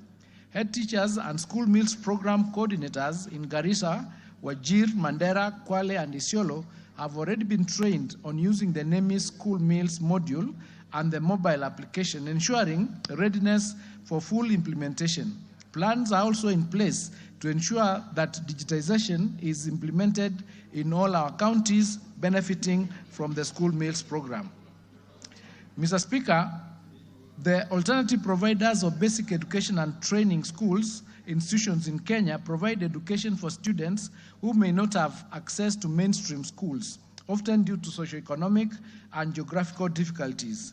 These schools are primarily operated by private individuals, faith-based organizations, and community-based groups rather than by the government. These institutions complement the government's efforts to provide education training for all. Mr. Speaker, ABET schools typically serve communities in the urban informal settlement areas within the cities, towns, and former municipalities. It is mainly in these environments that ABET institutions have emerged as viable options of responding to educational needs of children, youth, and adults who are unable to join formal education institutions. Currently, Mr. Speaker, there is no legal or policy framework for the Ministry of Education to provide school meals to learners in ABET institutions. The current budgetary provisions is also limiting in terms of the scope that the school meals program can cover. Currently, the school meals program covers a total of 2.6 million learners in 8,185 schools across the country as of 2024. This extends over 26 ASAL counties and informal urban settlements. It is also important to note, Mr. Speaker, that the budget for school meals this financial year was reduced to 3 billion from Kenya shillings 5.4 billion in the year 2023-2024. An expansion of the program will necessarily require additional budget. I submit.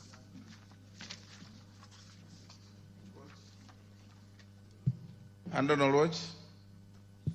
Thank you very much, Honorable Speaker. And let me congratulate the CS for one thing, a recognition of the existence and role of alternative provisions for basic education, otherwise known as ABET. And the reason I'm doing this, Honorable Speaker, is that there are about 3 million students in the Republic of Kenya who are neither in public or private schools and are excluded in what under Article 43 is a basic right and compulsory education for all students. So I want to thank you for the recognition that this exists. However, Cabinet Secretary, are you aware that the bureaucracy underneath your office, beginning with the sub-county directors, actually undermine legal notice of 2015 that anchors the idea of ABET. To begin with, NEMIS, which is a requirement for recognition and following up for students from their registration, how they go up to where they do the exam, and even on school feeding program, is denied to ABET students. Are you also aware that even for registration for exams, teachers in ABET call me every time exams are about to be done for registration that they cannot register students because these students are neither in public schools nor private schools? Lastly, Cabinet Secretary, there is a bill that I put in the last parliament, which was the amendment to the Basic Education Act, to anchor these ABET schools. Are you aware that this bill has passed through the committee and is about to be published, and that the members of the Nairobi County, members of parliament, who are most affected by these, which are in informal settlements, would like to have a stakeholder engagement with you, including the Honorable Kajwang here, and we would like to leave here with an appointment that we will get an engagement with you before or just after the publication of this bill. I thank you. Minister. Minister Hold. Mary Massey.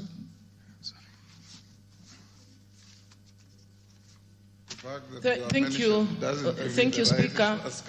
It's good that you've given me before the minister a response because it's related to questions that have been raised by members. Honorable Minister, I put it to you that all directives by the ministry to schools are disregarded. And I'm particularly concerned, Speaker, I'm from my constituency, that for every 10 births that are recorded in the hospital, 6 of them are children under the age of 18. And this is caused by children being sent home and spending most of the time at home because they have not paid for feeding program. They have not paid, and some of them, their homes are next to the schools. They can literally walk home, go eat, and go back. But they are forced to pay the money. You have to pay that money even if your home is next to the school. So when kids are sent home for school fees, spend most of the time at home, then we expect to have so many child mothers because these are children bearing children. So it is a concern to us. The ministry has to do something about when you give directives, you must have a system of compliance to ensure that the schools, the teachers are complying so that our kids stay in school. Thank you. Yes, Kajwang. Yeah, Mr. Speaker. Give Kajwang the mic. Mr. Speaker, first allow me to congratulate the CS for his intellectual honesty to admit some things which have not been admitted in his docket ever before, including this issue of alternative basic education. This is a bold step that the ministers before him and the operatives under him have never embraced. And now, Mr. Speaker, as he speaks, this is in the whole of Nairobi and in the whole of informal settlements. This is the bedrock of how our learners get education. Mr. Speaker, just to put my friend here in order, Mr. Speaker, the issue of the publication is not in his hands. The issue of the publication of the bill is in the hands of yours truthfully, the Speaker, sir, of this House. So, Mr. Speaker, probably you will fast-track that publication so that we engage robustly with this minister to create a policy for the alternative. Thank you. We'll do so. Thank you. Minister. Thank you, Mr. Speaker. Article 43 and 53 of the Constitution is a basic right that we are required to provide education to all the kids up to the age of 12.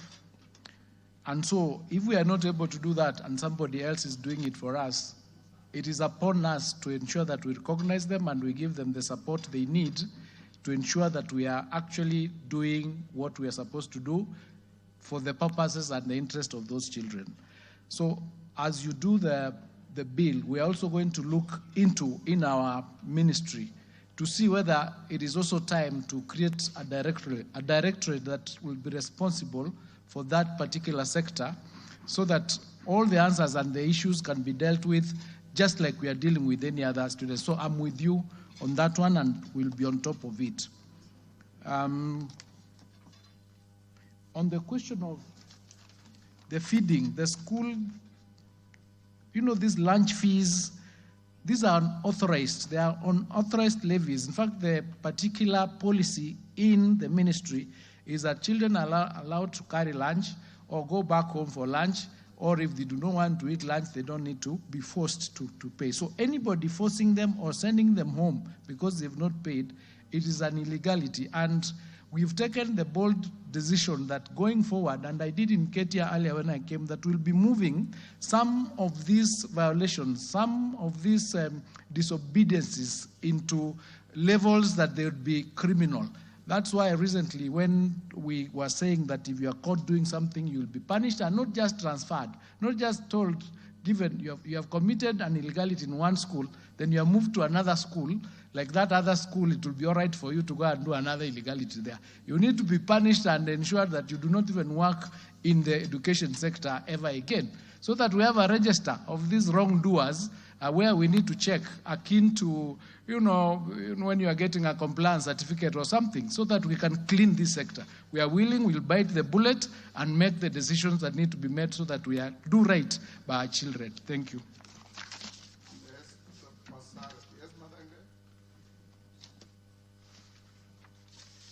Thank you, Mr. Speaker.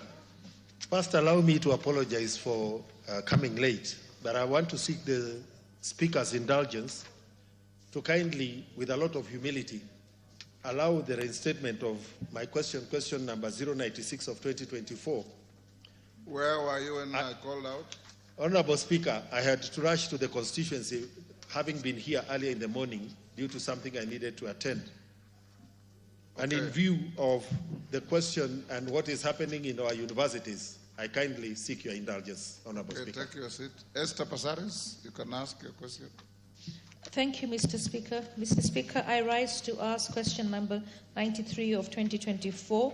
Could the Cabinet Secretary provide details on the status of implementing the House resolution regarding the standardization of uniforms across the country to be based on the level of education? Could the Cabinet Secretary clarify whether the Ministry has considered adopting a policy of bulk purchasing and distribution of boarding items such as mattresses, buckets, metal boxes, game kits, rubber shoes, slippers to public schools akin to its approach with books? 3, could the Cabinet Secretary highlight measures taken to address unhealthy and illegal practices in schools, particularly regarding alcohol and drug abuse? Thank you. Minister. Thank you, Mr. Speaker. The Ministry recognizes that the objective of the resolution to standardize school uniforms across the country is to ensure that school uniforms do not become prohibitively expensive. The matter of the prohibitive cost of school uniforms was also captured in the report of the Presidential Working Party on Education Reform. The Working Party noted that school uniforms are expensive for parents because school administrators collude with suppliers and force parents to purchase from a specific supplier identified by the school administration. Consequently, the Working Party recommended that the Ministry of Education should provide guidelines to regulate and liberalize the question of school uniforms in basic education institutions. We are now working to implement the resolution of the House and the recommendations of the Presidential Working Party on Education Reform. Presently, uniforms for schools are determined by the boards of management of those institutions in consultation with parents' associations of those schools. This is according to Regulation 67 of the Basic Education Regulations of the Act. We are reviewing these regulations as well in the context of the ongoing education sector reforms. We have drafted the requisite reform bills for submission to Parliament. We are now developing draft regulations. This review will require us to consider and balance various factors, such as the need for standardization vis-à-vis the role of the school uniforms as a unique identifier and marks of school's tradition and history. Some uniforms are also sensitive to climatic conditions in certain areas and specific cultural and religious contexts. In the meantime, as we work to provide an appropriate legal and policy framework, we are already implementing measures to ensure that school uniforms are not prohibitively expensive.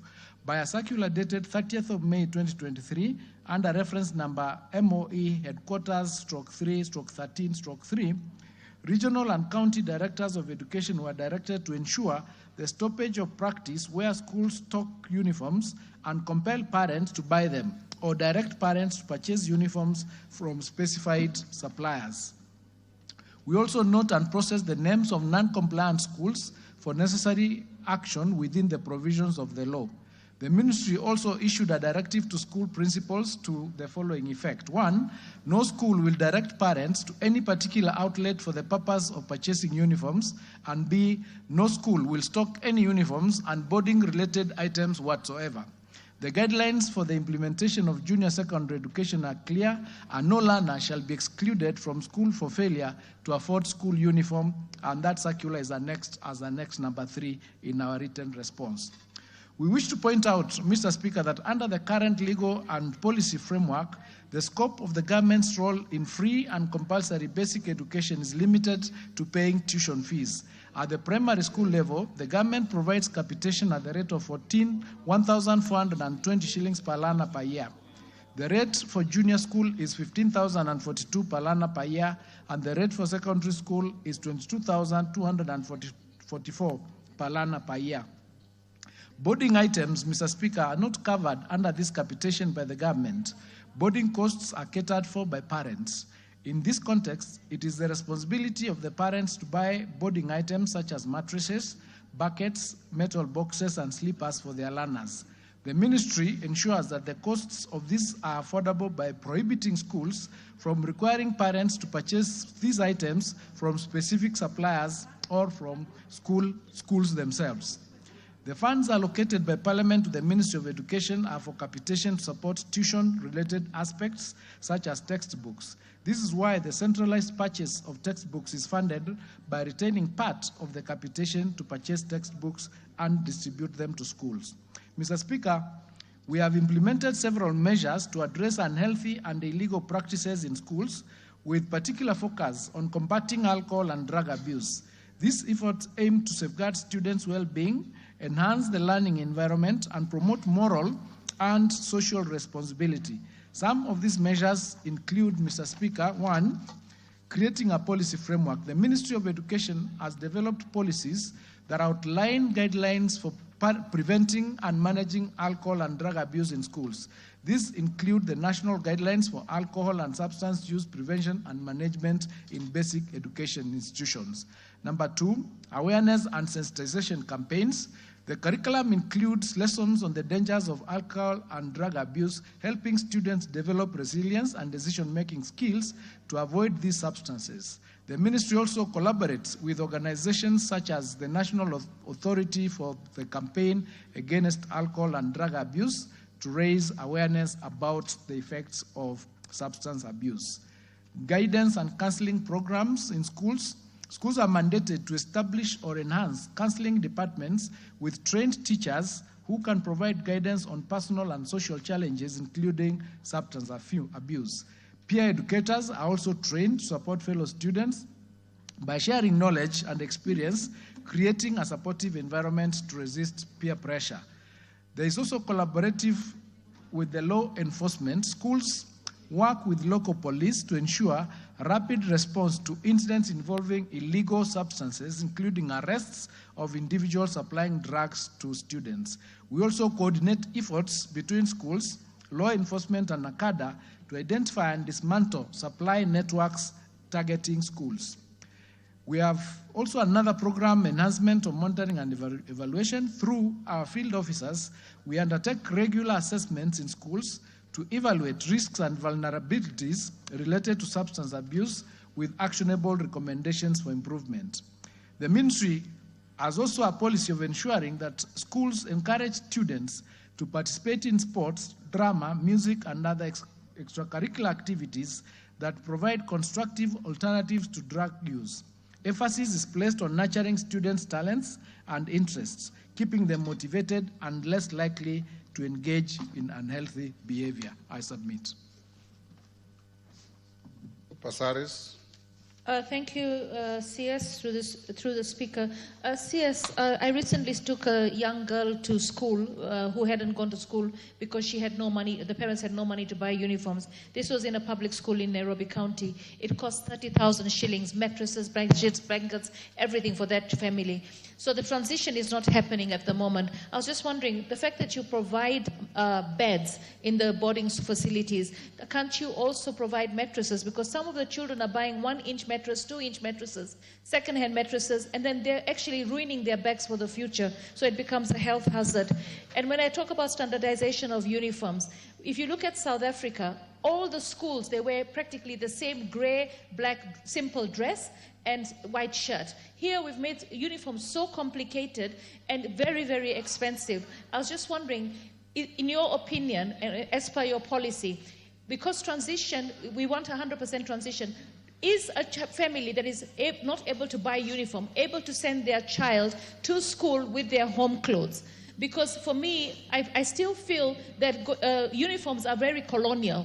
And most of the schools in America, in France, even in England, there are some schools that are not having uniforms anymore. Children go with their home clothes. So when a family cannot afford school uniforms, what is your policy on the child being admitted to school to study, whether she has uniforms or not? Because it's becoming prohibitive and it's denying the child transition into school. Thank you.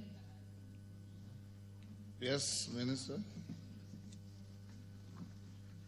Thank you, Mr. Speaker. As I've indicated, as a ministry, the policy is you don't send away students because they do not have uniforms. That's not allowed. You are supposed to admit them whether or not they have been able to afford the units. That is the current policy that is in place. In terms of their standardization of uniforms, having one type of uniform across the country, that is a conversation, I think it's intended, it's a conversation that we are having. I think eventually we might reach there, but as of now, the various schools, through the board of management and through the parents association and the teachers, determine what they want for their particular schools, what uniforms they want for their particular schools. But maybe as a country, that's a conversation we have to move towards that bulk purchases or bulk organization relating, just like we moved from books. It took a long time to transition to it, to the bulk purchasing of books. So it's a conversation that we'll continue having to see how that will work. And I think the other question was,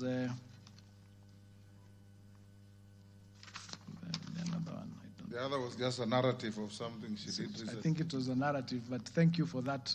Madenge. Well done. Thank you, Honorable Speaker.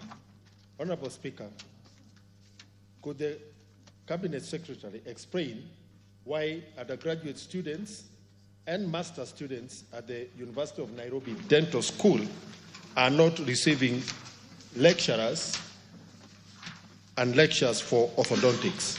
Secondly, could the Cabinet Secretary elaborate on how students will qualify to graduate without completing the stated required coursework and modules that addresses yet these are doctors who are supposed to be handling human life? Thank you, Honorable Speaker. Minister. Thank you, Mr. Speaker.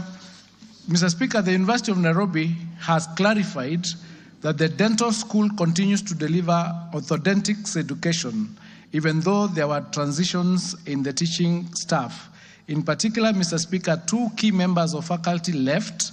These were Dr. James Ngesa, who resigned in November 2023, and Dr. Peter Okongo, whose contract expired in May 2023. Dr. James Ngesa retired in November 2023. Peter Okongo's contract expired in May 2023. Upon their departure, Mr. Speaker, Dr. Nathan Siwa, a senior member of faculty, has maintained the teaching schedule despite the heavy workload. This has been necessary to ensure continuity. Mr. Speaker, it's important to note that despite staffing challenges, the department continues to deliver orthodontics education through multiple teaching modes, including physical and online lectures, tutorials, and clinical teaching. The department remains well equipped with essential facilities, including teaching laboratories, skills laboratories, teaching clinics, lecture theaters, and qualified orthodontics technicians. The university has taken steps to remedy the situation. Dr. Ngesa has indicated a willingness to return in the course of this month. The university is also taking measures to ensure proper succession management. Mr. Speaker, orthodontics is a crucial component of multiple academic programs within the dental school. It is offered in the Bachelor's Dental Surgery program through 2 course units, VDS 490 and VDS 590. At the postgraduate level, orthodontics is taught as part of the Master's Dental Surgery in Oral and Maxillofacial Surgery under code VMS 590, and the Master of Dental Surgery in Pediatric Dentistry, which includes 2 courses, VPE 822 and HDS 6340. The course is also included in the Masters of Dental Surgery in Pedantology under the code HDS 6340. Mr. Speaker, the University of Nairobi has implemented comprehensive measures to ensure that students complete all required coursework before graduation. In April of 2024, Mr. Speaker, the university administration approved a 5-week extension program specifically for Year 5 Bachelor of Dental Surgery students to complete their outstanding clinical rotations and examinations. This strategic measure that the university took is to ensure that students cover all the relevant coursework before graduation as follows. It was a carefully structured 5-week academic extension for final year of dental surgery students to complete 33 hours of essential clinical rotations. The department has successfully covered the syllabus for various orthodontic courses. This extension was granted without additional financial burden to the students. The university's quality assurance mechanisms, including external examination moderation, remain robust. All examinations are conducted with proper oversight, being set and moderated by external examiners to maintain academic standards. With these strategic interventions, Mr. Speaker, the university is ensuring that its students meet all professional and academic requirements in dental education before graduation. I submit. Honorable Speaker, I have been, for the information of the Honorable Minister, I am in the dental profession as a dental technologist, and therefore I'm in touch with my professional colleagues, including students.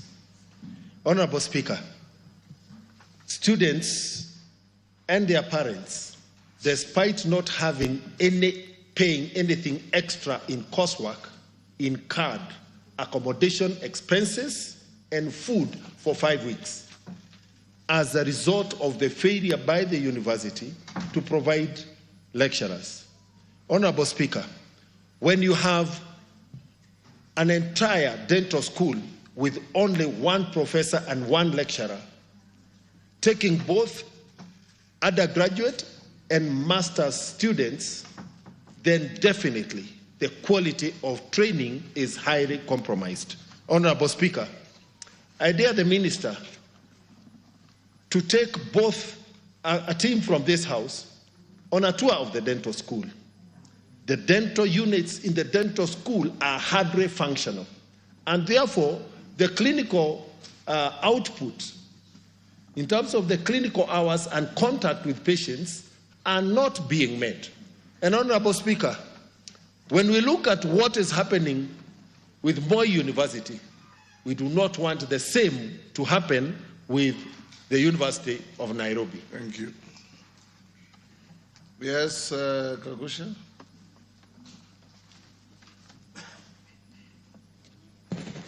Thank you, Mr. Speaker. On the same breath, on the issue of University of Nairobi, Mr. Speaker, we seem to be having an administrative challenge whereby the chancellor, the chairman of the council of the university, Professor Amukoa Nangwe, seems to be wreaking havoc in the university.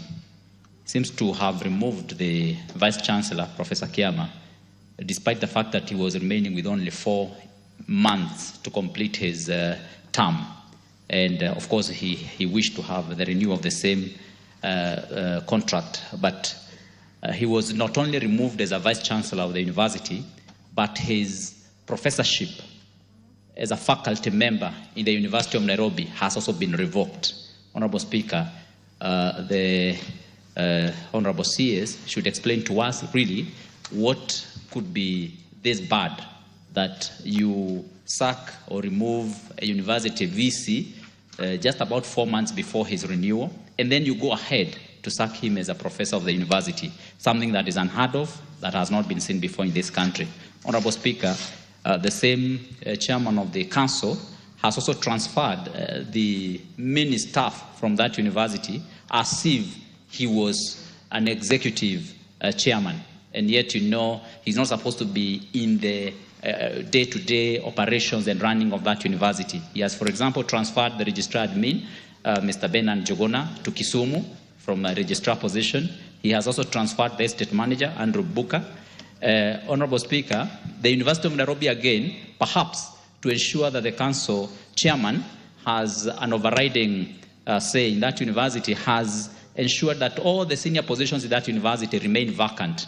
If you go to the position of the VC, there's no VC, no DVC, not even a single one. Honorable Speaker, even the finance officer is not there. The procurement officer is not there. That is procurement manager, chief medical officer, and also the chief security officer. And all these are actually positions which are very important for the running of the university. And in the absence of this, we have acting people in that capacity. And Honorable Speaker, what has happened is now that the council chairman has now taken on the responsibility to run these positions. Honorable Speaker, I don't know whether the CS is even aware that the council chairman has even secured a house within the university to stay and to sleep in. And where is the evidence for all this? Honorable Speaker, I can provide this evidence. I can provide this evidence. He has secured a house to sleep in the university. He has acquired an office in the university, and now he comes there. Honorable Speaker, it's even rumored that he intends to... Order. This house will not entertain Honorable Speaker, I refuse... Honorable Speaker, I withdraw. I withdraw on the rumor. But Honorable Speaker, the EACC has written to the chairman of the council, asking him to remove Brian Ouma from a position that he holds with fake papers, a position that is not provided for in the university. Honorable Kagusha, as a lawyer, you know you are treading on very dangerous grounds. You are making very outrageous allegations with no evidence. Honorable Speaker, if you give me time, even within a few minutes, I'll provide evidence. I'll table evidence in this National Assembly. You will go ahead and do so. I'll do so, Honorable Speaker. Yes. Okay. Yes, Rachel Nyamai. Thank you, Honorable Speaker, for giving me a chance to also joyride on this. I would like to ask the Cabinet Secretary whether he is going to assure this House that there will be no crisis in this school of dentistry. Listening to him very carefully, and he was very careful when he was responding to this question, there seems to be a problem of human power. With only one professor in the dentistry department, one lecturer who has resigned, and one whose contract has come to an end. Can he assure this House that he is going to administratively ensure that students from the University of Nairobi are not going to be left without training for this very important course, which concerns, which is actually a matter of life and death, because it's about teeth, it's about the mouth, Honorable Speaker, and this is about life, Honorable Speaker. Dentistry is very important, and we cannot play around with it, because dentistry is also part of core medicine. Thank you, Honorable Speaker. Majority Leader. Thank you, Honorable Speaker. And I will just go straight to my question on university education. And CS is aware that besides the issues that were being alluded to by Honorable Kagusha regarding the University of Nairobi, and I repeat, the University of Nairobi. Yes, the University. The University of Nairobi. Yes. CS, you're also aware that more universities... Robert, you behave like you didn't go to the University of Nairobi. Go on. Honorable Speaker, on a light note, Robert Mbui attended one of the other universities named after individuals. I was telling CS is also aware that Moi University has been in a crisis for some time, and would want to hear what policy initiatives the CS and the ministry has put in place to ensure that, one, we have changed the funding model, and now universities have almost adequate resources. I say almost because this has just begun, but we are certain that they will have adequate resources now to be able to run their programs. But the question of governance in universities remains a major challenge, not just in Nairobi University, Moi University, but in almost all our public universities. CS, if you visit almost all of our public universities, they all have major stalled projects. Some of them include gates and gatehouses that are built at the cost of hundreds of millions.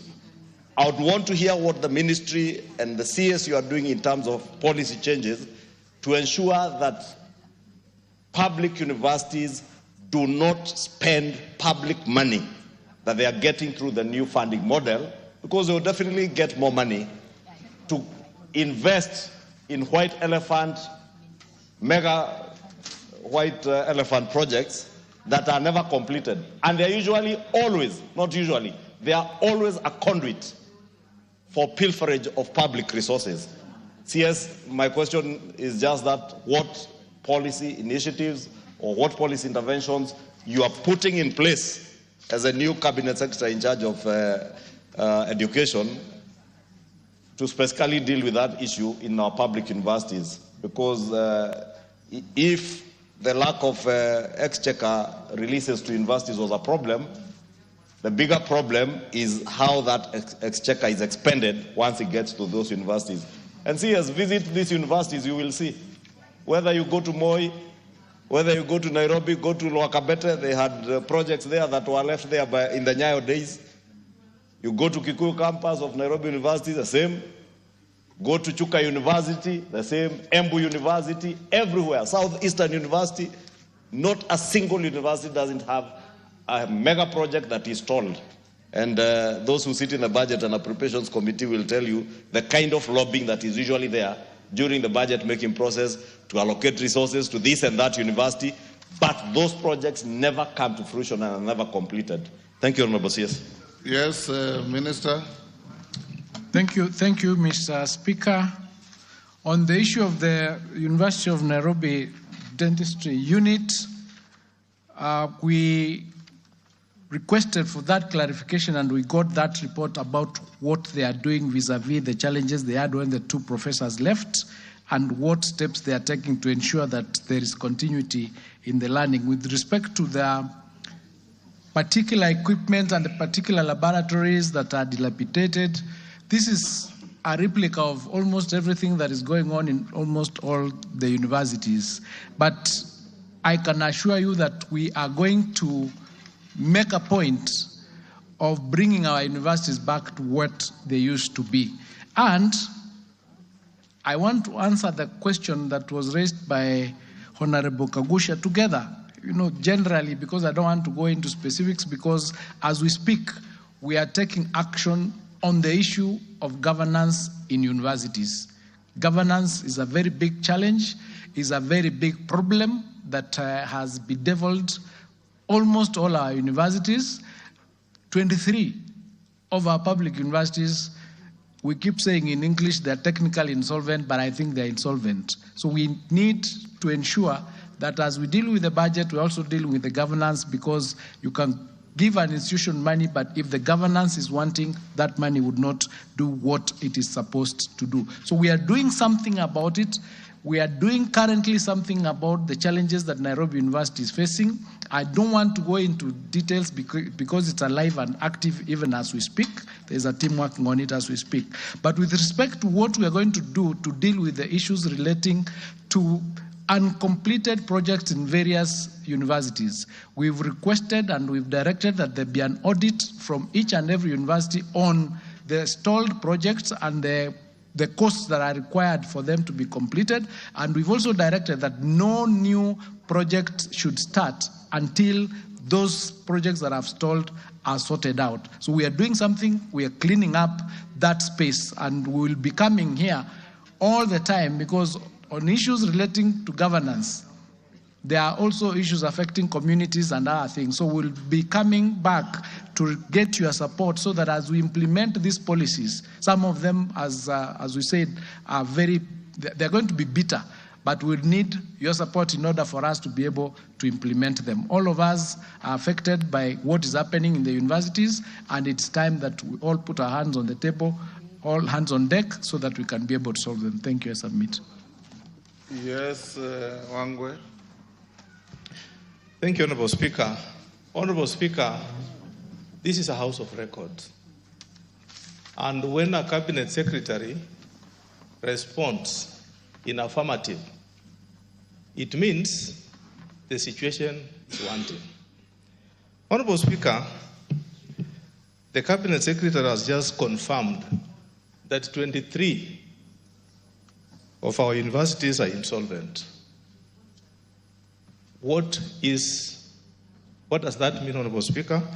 It means the universities are unable to pay or own debts. And in terms of understanding the financials, Honorable Speaker, they are supposed to be given two directions, either natural death or liquidation. What route has the minister initiated so that our insolvent institutions are settled? Inyikal.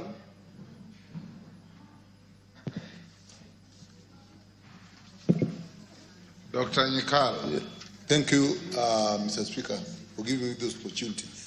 I would like to just bring the attention of the Honorable Minister that as the law stands now, with the Commission of University Education, the Medical Practitioner and Dentist Council actually do not go out to monitor the training of medical and dental students. And that work is left to the Commission of University Education, and I'm not so sure whether they have the capacity. How then can they pick in advance the problems that have been brought out by Honorable Madenge if the Medical Practitioner and Dentist Council is not doing what formally before the new law, the University Act came, was the practice? Yes, I want to close this. Gogoyo.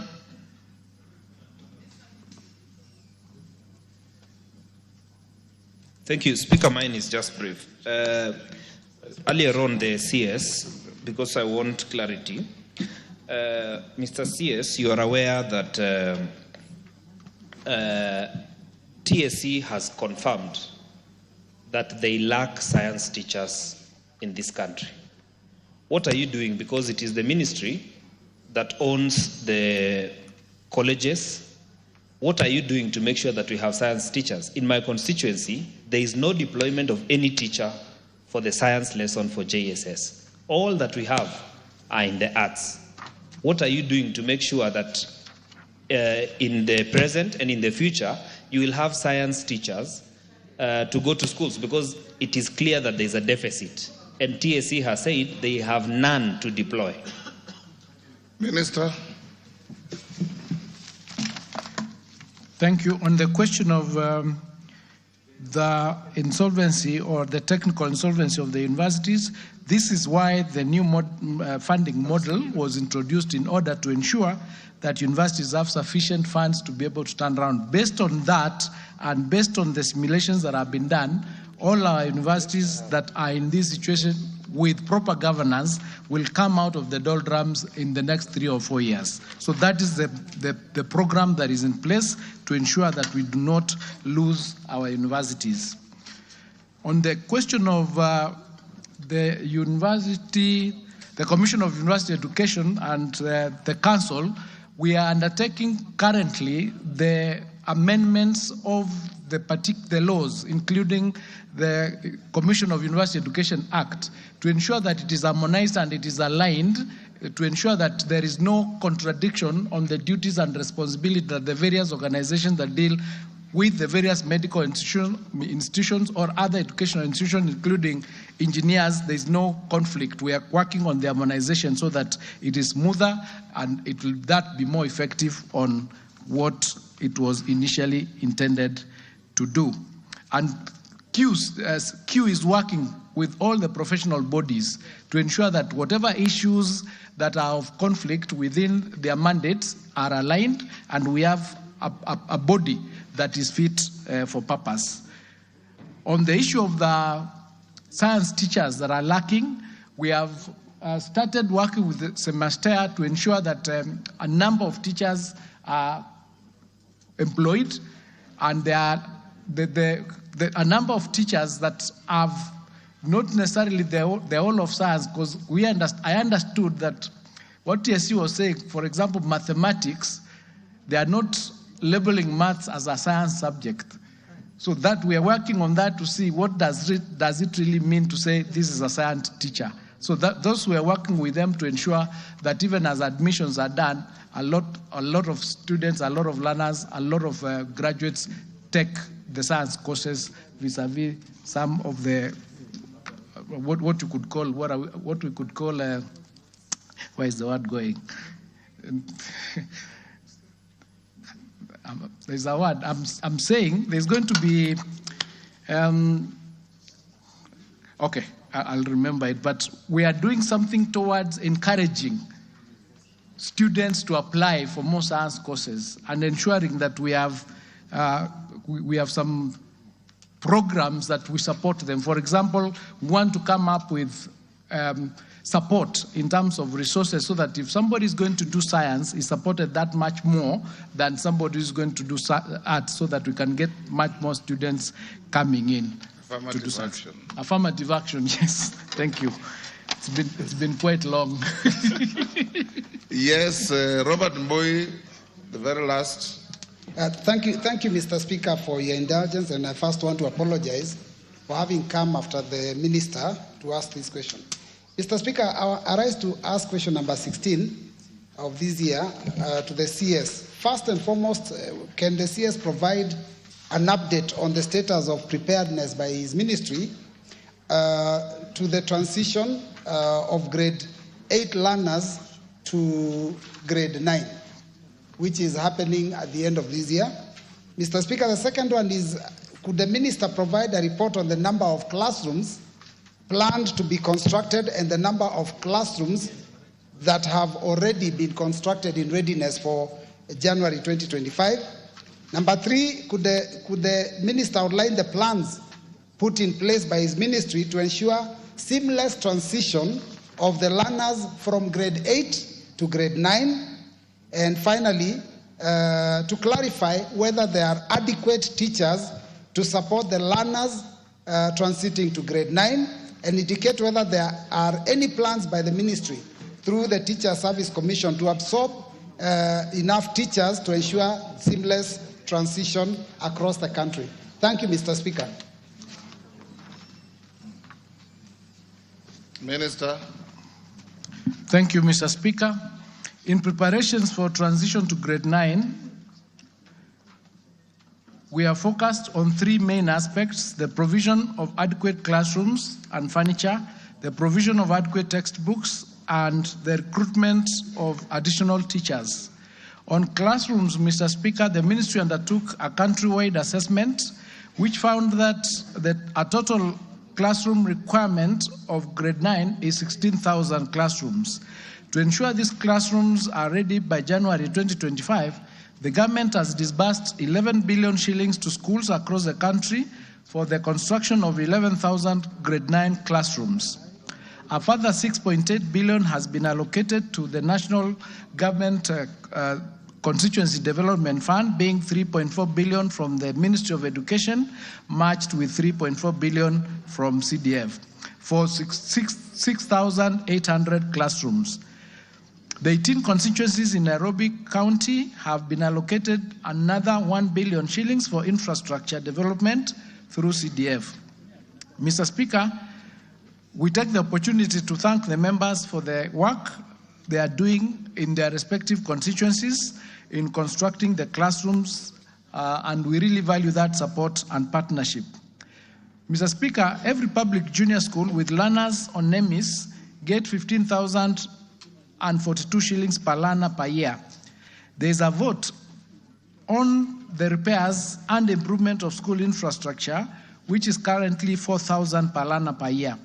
The ministry has directed that the money under this vote for this term be strictly used for the provision of desks and chairs for grade 9. On the issue of teachers, the Teacher Service Commission, through a multi-agency approach, has trained 60,642 junior school teachers. The teachers will undergo further retooling in November and December to prepare them for grade 9. During the same period, the 19,960 junior school head teachers will be retooled. The Commission, in collaboration with the Center for Mathematics, Science and Technology Education Africa, has provided specialized tailor-made retooling programs for 7,700 teachers integrated in science and mathematics. Mr. Speaker, it is to be noted that during the financial years 2022-2023 and 2023-2024, the government recruited a total of 48,550 teachers for junior school. This included 9,000 teachers on permanent and pensionable terms and 39,550 teacher interns. In addition, the government deployed 8,378 qualified primary school teachers to junior school, increasing the current number of junior school teachers to 56,367. Following the allocation of budget, the government has converted the 46,000 intern teachers to permanent and pensionable terms beginning January 2025. The Teacher Service Commission is now recruiting an additional 20,000 intern teachers who will be at work by January 2025. Mr. Speaker, on textbooks, the ministry, through the Kenya Institute of Curriculum Development, began countywide distribution of books on 23rd of October 2024. The books are being distributed at the ratio of 1 book per learner per subject in every learning area. The distribution will be completed at the time of start of term 1 in January 2025. Mr. Speaker, a total of 16,000 classrooms are required for grade 9. However, the government has provided resources for construction of a total of 17,800 classrooms, that being the Ministry of Education is directly responsible for 11,000 classrooms, while the CDF is working on another 6,800 classrooms. Out of the 11,000 classrooms, Mr. Speaker, that are funded by the ministry, a total of 5,052 classrooms across the country have already been completed and handed over. The remaining 5,948 classrooms are at various stages of completion and will be ready by December 2024.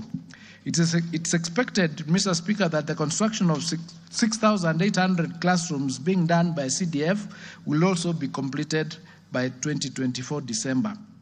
The ministry has taken the following measures to ensure that the grade 9 classrooms are completed before the start of 2025 academic year. 1, there are strict timelines that were provided for the construction to ensure completion by December 2024. 2, the procurement process was undertaken at the school level so that they can manage and own the process and the progress of the construction. And number 3, the monitoring of the construction sites has been ongoing to ensure timely completion of the projects. Field officers provide weekly updates to the ministry on the progress of the construction, and any challenges that they face are immediately escalated. Mr. Speaker, the Ministry has taken the following measures to ensure seamless transition of learners from grade 8 to grade 9. One, there is provision of adequate infrastructure and furniture by building the necessary classrooms in time and directing the acquisition of furniture from the capitation provided to schools. Two, providing resources for the construction of the confirmation of 46,000 teachers to permanent and pensionable terms and for the employment of an additional 20,000. Number three, distributing books across the country to ensure that learners will have their textbooks at the ratio of 1 book per learner per subject. Number four, retooling junior school teachers to adequately prepare them to handle grade 9 learners. And number five, the ministry will ensure timely disbursement of capitation to support junior school operations. Mr. Speaker, as earlier indicated, public junior school has been served with 56,367 teachers, comprising 9,000 teachers on permanent and pensionable terms, 9,550 intern teachers, and 8,378 qualified primary school teachers who are deployed to junior school. The government has converted the terms of the intern teachers to permanent and pensionable to be effective in January 2025. Mr. Speaker, the government is recruiting another 20,000 of teachers. The intern teachers will report to schools in January. Further recruitment will be done progressively to bridge the gap and ensure optimal staffing levels as resources become available. To enhance the capacity of junior school teachers, including school heads, the Teacher Service Commission continues to provide in-service training through multi-agency approaches. This ensures that all teachers are retooled to effectively implement the competency-based curriculum and deliver quality learning outcomes. I submit, Mr. Speaker. Robert. Yeah, thank you, Mr. Speaker, for this opportunity. Mr. Speaker, allow me to first inform the CS that members of parliament do not construct classes, because I've heard that and we don't want that to go into record. It is National Government Constituency Development Fund that does that, not members of parliament. But Mr. Speaker, numbers don't lie. The CS has clearly indicated that there is a total of about 16,000 classrooms that are going to be built for purposes of junior secondary school. But Mr. Speaker, the government policy was that every primary school is supposed to transition to junior secondary school, and therefore they must have a grade 9 class by January next year. At the same time, Mr. Speaker, some of the schools do not have a single stream. They have more than a single stream, either double or triple. Mr. Speaker, there is over 32,000 primary schools in Kenya. Now, if he's talking about 16,000 classrooms, that obviously does not even reach half the schools. So, Mr. Speaker, I want the CS to tell us all those schools, more than half in the Republic, that will not have a class ready in January, what exactly are the principals or the heads of the institution supposed to do? Mr. Speaker, secondly, it's also important to note that the number of teachers that he has enumerated here are not enough to teach in all those schools the junior grades, because junior secondary starts from grade 7, grade 8, and in January 2025, it will be up to grade 9. We don't have enough teachers. What advice is he giving the principals and the heads of the institutions to be able to figure out what to do when the children report in January? And thirdly, Mr. Speaker. Enough, Minister. Mr. Speaker, I am not done. Yes. You are now... Thank you, Mr. Speaker. You know, Mr. Speaker, the minister was taking a joyride on my question and was talking about, resources and textbooks. He has also not talked about the laboratories needed for junior secondary school. Can he tell us when we'll get to laboratories and enough for our schools? Thank you, Mr. Speaker. Let him answer that first. Thank you, Mr. Speaker. What I indicated is that an assessment was done to determine how many classrooms that would be required for the transition from grade 8 to grade 9 of the students that we have, and it came to 16,000 classrooms. And those are the classrooms that the construction by the ministry is being undertaken. Additionally, the National Government Constituency Development Fund, in partnership with the ministry, would be constructing another 6,800, making a total of 16,000 that I've indicated, 16,000 classrooms. And there is a method that was used in assessing which schools require to have which classroom. Minister, the more important issue is asking, yes, what will you do where classrooms will not be ready when children go to school? And the second one is, can you tell the country whether you have prepared necessary facilities like laboratories in the schools? The others, you are just repeating what you have said. Yes. So what I'm saying, Mr. Speaker, is that the 16,000 classrooms will be ready in January to admit the students. This is the assessment that has been done by the ministry, and we are saying we will be ready in January. In terms of the laboratories, there is a program to construct 2,000 labs next year, and we'll start once we finish with these classrooms. So they are not there as we speak. Yes, Makali Mulu. Yeah, thank you very much, Honorable Speaker. Honorable Speaker, I want to agree with what Honorable Mboy was saying in terms of construction of classrooms by members of Parliament, because this is a House of Record. But I also want to follow on an earlier matter, Honorable Speaker, which I think is quite serious, and I think we need your indulgence, Honorable Speaker. The CS did mention in his statement that the universities are insolvent. And those of us who have a financial background, if we allow that to go to the record, Honorable Speaker, it will have serious repercussions in terms of universities. I want to plead with you, Honorable Speaker, if it's possible, that we allow the CS to retain technical insolvency other than saying, confirming that the universities are insolvent, because that could have a serious, Minister, are they technical insolvent or insolvent? Technical insolvent, Mr. Speaker. So the words actually insolvent are expunged? They are expunged. Thank you. Thank you, Mr. Speaker. Order, honorable members. Order. Order, honorable members. Order. Honorable members, before we go on, allow me to recognize a delegation from the National People's Congress of the People's Republic of China. I wish to introduce to you a delegation comprising members of the Foreign Affairs Committee of the National People's Congress of the People's Republic of China, seated in the Speaker's row. They are Professor Hao Ping, member of the Standing Committee of the National People's Congress, Vice Chairman of Foreign Affairs Committee, and leader of the delegation. Mr. Ma Yiming, a member of the delegation. Mr. Zhang Li, a member. The delegation is accompanied by 3 officers and is in the country for bilateral meetings with members of the Kenya-China Parliamentary Friendship Group in the National Assembly. Honorable members, on behalf of the National Assembly and on my own behalf, I welcome them to Parliament and wish them fruitful engagements during their stay in the country. Thank you. Yes, Sunguli.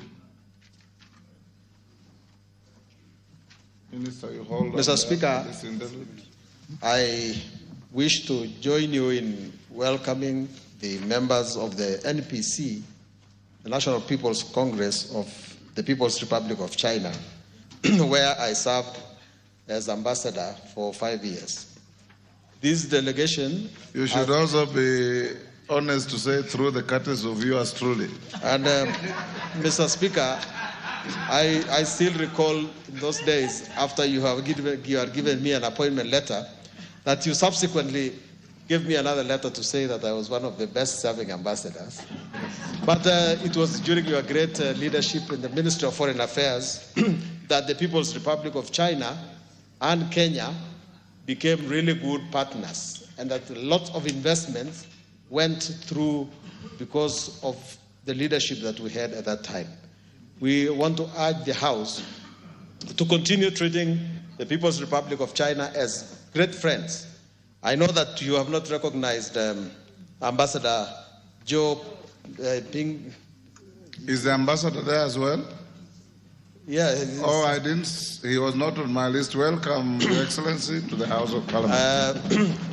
Ambassador Joe is the real glue that is holding the relationship now, and is promoting the relationship between this House and the People's Republic, and the National People's Congress of the People's Republic of China. So we want to welcome them and to assure them that the Republic of Kenya is a great friend and values the great contribution of China in the development of our republic. Thank you very much. Thank you. Shakil, do you need to say anything? Mr. Speaker, sir, thank you very much for the honor. As the chair of the Kenya-China Parliamentary Friendship Group, we welcome our visitors. They are members of the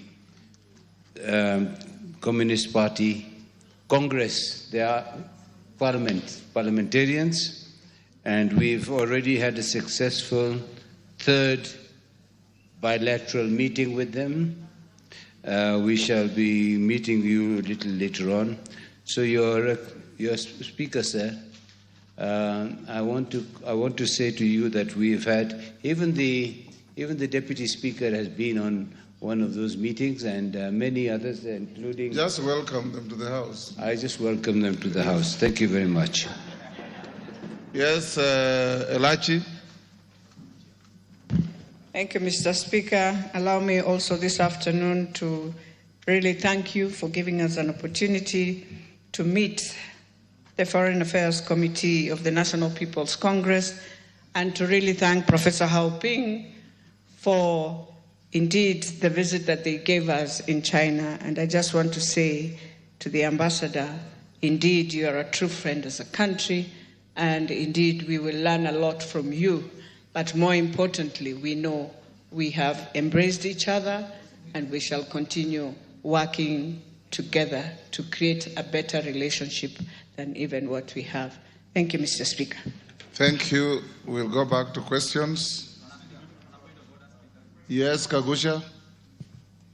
Honorable Speaker, I want to really thank you very much for giving this opportunity once again. Honorable Speaker, you asked me and requested me to table evidence on the many issues that I raised here. Honorable Speaker, hand over the documents to the clerk. Honorable Speaker, I wanted to be on record. Hold on there. Hand over the documents to the clerk. He has already told me that he needs to verify. So having documents and proving your case are two different things. Give to the clerk, then tomorrow I'll rule on their admissibility. Not tomorrow, on Monday afternoon. If they are found to be authentic, I'll allow them on record. If not, I'll expunge them and mete the necessary punishment on the person who has brought them. Honorable Speaker, just on the same, as I table them, I realize that the minister did not in any way answer the issues which I raised, even those which did not need documentation and evidence. Once I verify, we can summon him anytime. So give them to the clerk, then they will authenticate the documents, and I will. Honourable members, we have the Minister for Agriculture waiting to take the floor. I want us to stop here with education and bring in the Minister for Agriculture. It's only fair.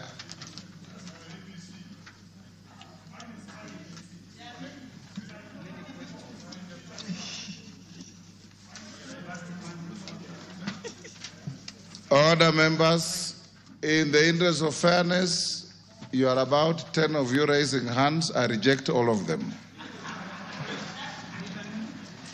Yes. Let's get the Minister for Agriculture. Minister for Education, you are released to go back to your office. Thank you so much, Mr. Speaker. All the issues members are raising. Yes. As you go away, honorable members, as the minister goes away, Order Mwenje, take your seat. As the minister goes away, if and this is something that you need to come and address the House. If the JSS is going to be domiciled in primary schools, right? Yes. If the JSS is going to be domiciled in primary schools, what it means, there are not going to be Form 1 students in secondary schools, right? Yes. What is going to happen to physical facilities in the existing secondary schools in terms of classrooms and boarding facilities? What are you planning to do with them now that you are going to domicile this in, and also the teachers in those schools, the Form 1 teachers in secondary schools? What are you going to do with them? I think next time you come to the House, it will be important that you come and satisfy members of Parliament and the country so that we don't engage in any wastage of public facilities and public resources. Well noted, Mr. Speaker. Thank you. Majority Leader, can you now release your minister and bring in the Minister of Agriculture?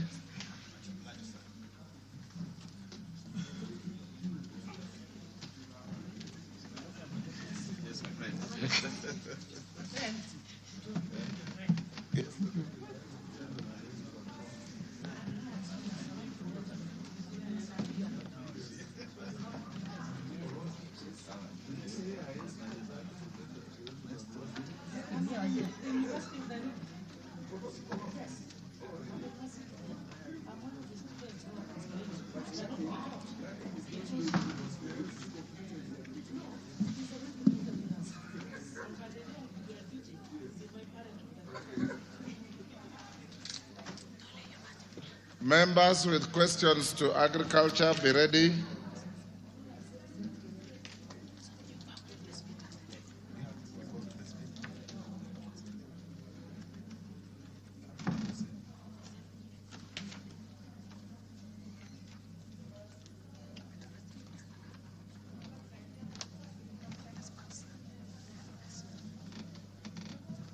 Minister, you are welcome, and your team.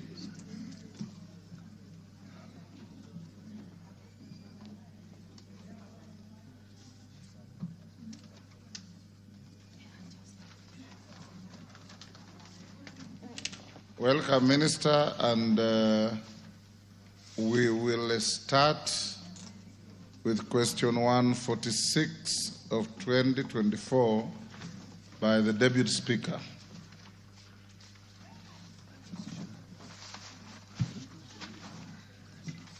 Thank you, Honorable Speaker. My question is directed at the Cabinet Secretary for Agriculture and Livestock Development, but I will just in 1 minute explain to him the background because it's followed up from an action of the previous minister. So Cabinet Secretary, on the 31st of August 2023, I wrote to the then Minister of Agriculture, relating to the use of carcinogenic pesticides in Kenya. And at that time, I had already brought a motion to Parliament in September 2019. That was the 12th Parliament. And again in 2022, in the 13th Parliament, I again raised the same issue. And then again in the year 2023, I sought a motion for even the removal from office from the members of the Pest Control Products Board. Reason being that 76% of the total volume of pesticides used in Kenya have one or more active ingredients categorized as highly hazardous pesticides. This information is with the Ministry of Agriculture. Also, it was confirmed that some of the pesticides, in fact, over 40% of the pesticides that come into the country are pesticides that have been banned in the United States and other parts of North America and also in the entire Europe. However, those same pesticides are manufactured in those countries but for export only to countries such as Kenya.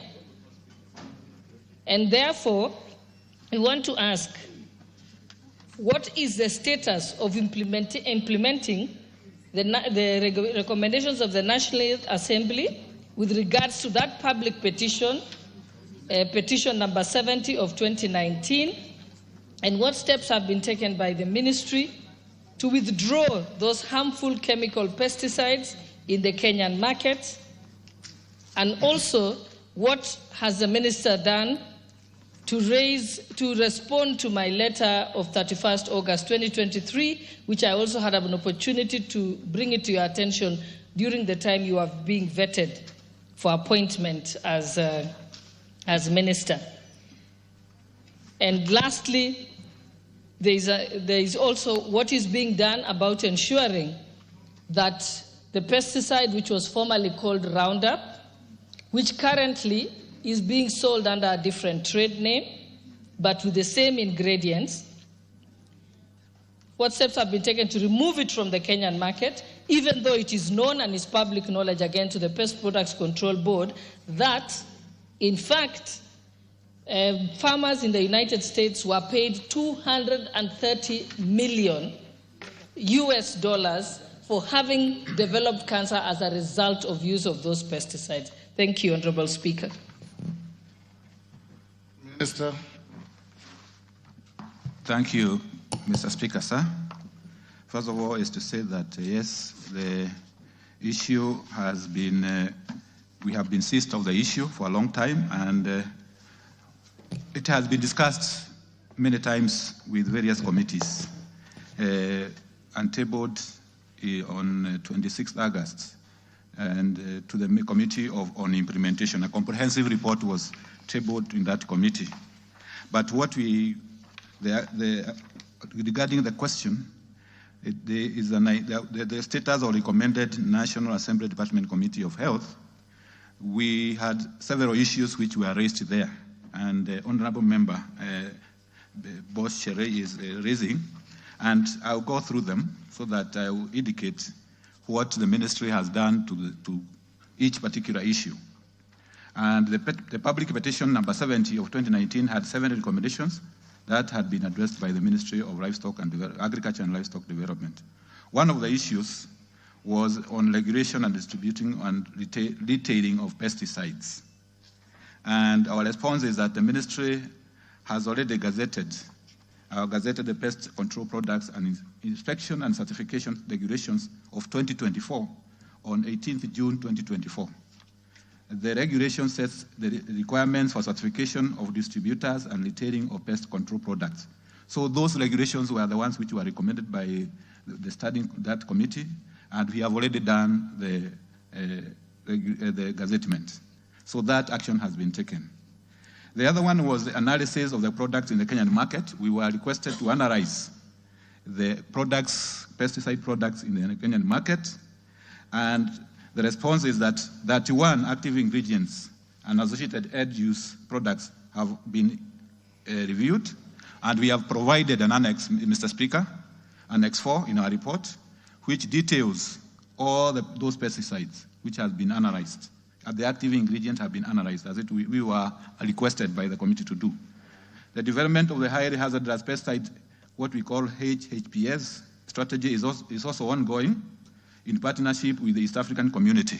This is not a one-nation affair. We are also liaising with our East African community member states, so that because some of these pesticides are used across the East African community. And in the last 3 years, 79 pest control products have also been voluntarily withdrawn by litigants for various reasons. So, withdrawn there for various reasons. The other issue, Mr. Speaker, which was raised, number 3, was on funding. It was noted that in order for PCPB to do a good job, it had to have adequate funding.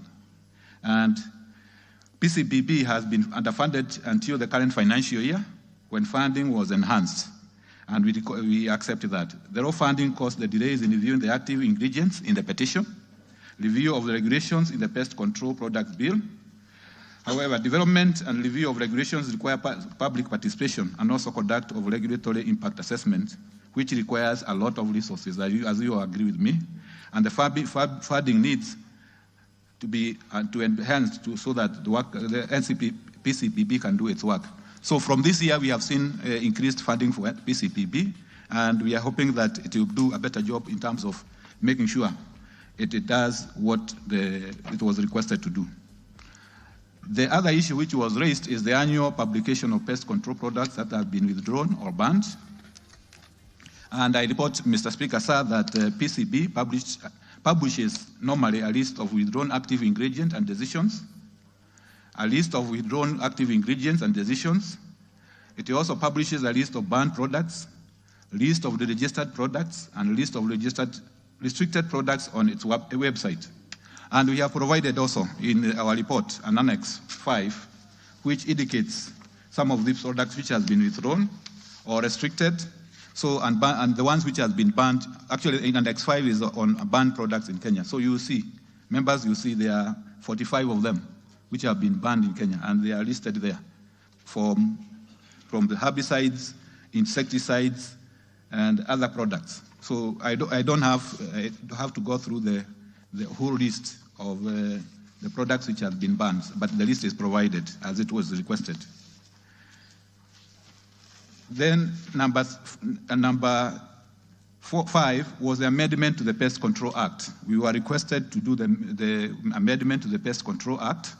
The Cabinet memo, I can report that the Cabinet memo on the Pest Control Products Bill is on the National Treasury, awaiting concurrence and thereafter submission to Cabinet. So we have prepared the Pest Control Products Bill, and it is on way to Cabinet for approval. The regulations anchored on the PCPB Act of 346 of 1982 were recently gazetted. So we had proceeded to actually do the regulations before the bill, even the bill comes into place. So that is our response, and we have taken action. The other issue was access to data. And PCB has been accessing technical information on the data package supporting the safety of human health and environment. This data includes the chemistry, toxicology, effects on the environment and beneficial organisms, efficacy and residue studies, fate and behavior in the environment. This has been further elaborated in the new registration and regulations gazetted on 6 August 2024 under the Kenya Gazette Supplement number 155 and legal notice number 130. The proposal for the proposed PCPB bill provides for evaluation of PCP for safety of human health and environmental prior to registration. So also action has been taken, as you have seen, with the regulations in place. Labeling. One of the issues we are requested to do is also to do labeling, and the pest control products labeling, advertising, and packaging regulations were also gazetted in June 2024. The regulations require that all pest control products must have a label with adequate information. One of the issues which were raised in some of the cases in US and other jurisdictions was that the pesticides were not well labeled so that the users can be able to know whether there are any hazards and any risk or any dangers they pose. So we have gazetted the regulations to make sure that all the labels, all the pesticides are well labeled and the necessary information is given. The label should have signal words, precautionary pictograms, hazard symbols, and be compliant with the global harmonized system of classification and labeling of chemicals. All commercial labels must be both in English and Kiswahili for ease of interpretation. The banning of products. We are requested to look at what is available in Kenya and make sure that we have products which are harmful to humans and other creatures to be banned. But PCPB we can report that undertakes evidence and science-based decision when evaluating application on registration. And 45 active ingredients associated end-use products have been banned based on the decision of the international conventions like Rotterdam Convention, Stockholm Convention, the banned active ingredients are not allowed in the country, and the list of banned products is publicly available at PCB websites. The ministry has given regular update on the parliamentary committees on the progress, e.g. recently the Committee of Implementation Status of House resolutions on 19 September 2024, and Agriculture and Livestock Committee on September 2024. So there has been continuous engagement with this House and the committees on these banned products, and we have been discussing with the help of the PCPB, giving us the technical input. We are also requested to enhance our laboratory and analytical capacity. And what I can report is that the construction of our laboratory block is at 95% completion and a total cost of 328 million. Completion of the laboratory has been slow due to inadequate funding, inadequate analytical capacity, equipment, and staffing has also been one of some of the issues. The ministry in the process of equipping the laboratory and engaging the technical staff. So we have also enhanced our capacity by ensuring that we have a laboratory which can be able to analyze these agrochemicals. Then there was the issue of epidemiological studies to be done. Pesticide use, I can report, was also conducted in Nakuru and Nyandarua counties in 2022. The survey showed that there is need to corroborate train farmers on the use of pesticides. A pesticide residue study was also carried out during the same year. 63 samples of kales, that is sukuma wiki, tomatoes, onions were sampled at farm gate level and major markets in Nakuru, Nyandarua, and Kajiado countries. One kale sample exceeded Codex minimum residue, showing 98.4 compliance. A recent residue study on kales, tomatoes, and onions showed high level of compliance to Codex minimum residue levels. The results from these surveys has informed decision on regulatory action and pertaining to pesticide labeling and training and awareness creation. So we have been constantly undertaking field studies to ensure that we are informed about if there is any minimum levels being exceeded and any epidemiological issues which have been coming up.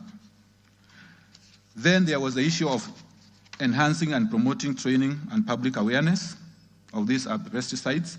And the statutory organization, PCPB. Minister, you have taken 20 minutes on one question.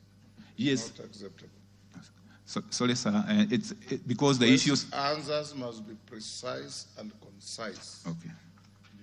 And related to the questions as asked. Yes. Deputy Speaker. Yeah, Mr. Cabinet Secretary, I have no doubt in my mind that response was written for you by the Pest Control Products Board. Yes. So that's exactly what they've been telling me since 2022. So that is not an answer. You cannot say that you want to analyze the pesticide and check for the ingredients. You don't need to do that. World science has already confirmed in peer-reviewed medical journals that it is harmful and causes cancer. End of story. So all you need to undertake is a literature review on the table, just using the books and the other publications that have been made, including the court judgments that have already been given and awarded people, and even the decisions by those countries to not sell them at all or use them in their own countries. That information is available to you.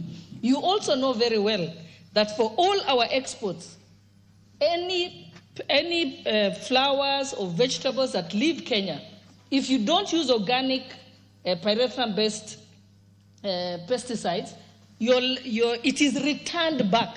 The moment they reach the airport overseas, they are tested for minimum residue limits and they are sent back into Kenya. And the moment they get to our airport, what the people at the airport do is it makes its way to the local market. You also know very well that the over 22 scientists from various universities in Kenya did that desk review and came up with something called the Pesticide Atlas. So that story of saying we are analyzing, we need more money, we need a laboratory, it is not necessary at all. What you need to do is save lives of Kenyans first. And you save our lives first by and you don't need a new regulation. You simply go, the Pest Products Control Board, go to their list of approved pesticides, remove those ones that we know to be harmful now, stop the harm, and then later you can do your analysis. But you can't be doing your analysis as Kenyans are dying. You know very well, Kirinyaga County has the highest prevalence of cancer, but it also has the highest prevalence of use of those pesticides. So that's the answers are not adequate. I think you'll have to come back another day. Yes, Minister.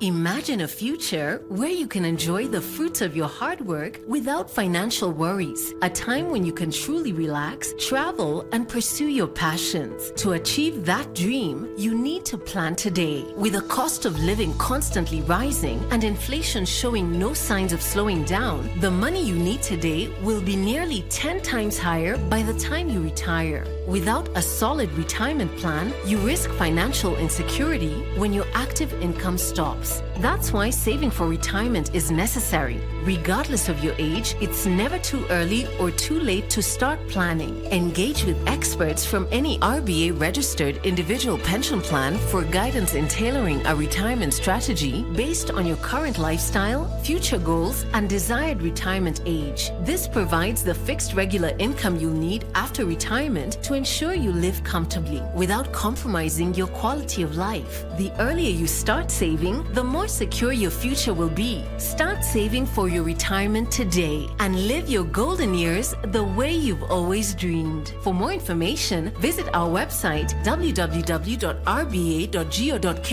call our toll-free line 0800 720 300 or email info@rba.go.ke. Secure your future. Secure your peace of mind. RBA, safeguarding your retirement benefits. Mamlaka ya ukusanyaji ushuru nchini inakuletea kampeni ya umma ya G-Nice na Risiti Legit. Thibitisha risiti yako ukitumia app ya Risiti Legit, upate nafasi ya kuibuka mshindi wa zawadi kemkem kama vile shilingi milioni 1 pesa taslim, laptops, televisheni ya inchi 50, smartphones na zawadi zingine. Jumanne tarehe 19 tutakuwa Nakuru, maeneo ya Naivasha, Gilgil, Nyahururu, Olkalau, Subukia, Bahati, Langa na kishowe tarehe 20 tutakuwa Nakuru Town na viunga vyake, Njoro, Elbagon, Molo na Mau Summit. Pata app ya Risiti Legit kwa Google Play Store au App Store kwa maelezo ya kuingia katika mashindano ya Risiti Legit. G-Nice na Risiti Legit. KRA, tulipe ushuru tujitegemee. Are you looking for a brand-growing outdoor advertising with beautiful simplicity and an artistically inspired choice? Look no further. Our 40 years of credible reputation and experience will give you exceptional brand traction. Sitababaishwa kabisa. Hivi munionavyo niko imara kama mlima. Safira, umesikia habari yoyote? Habari gani? Kuna makubwa zaidi yaliyofanywa jasiri. Hatuwezi tukasubiri tukaambiwa tumeitiwa nini. We are located at Corner Plaza, 4th floor on Parklands Road. Take Talk. Get your brand on the talk with City Clock.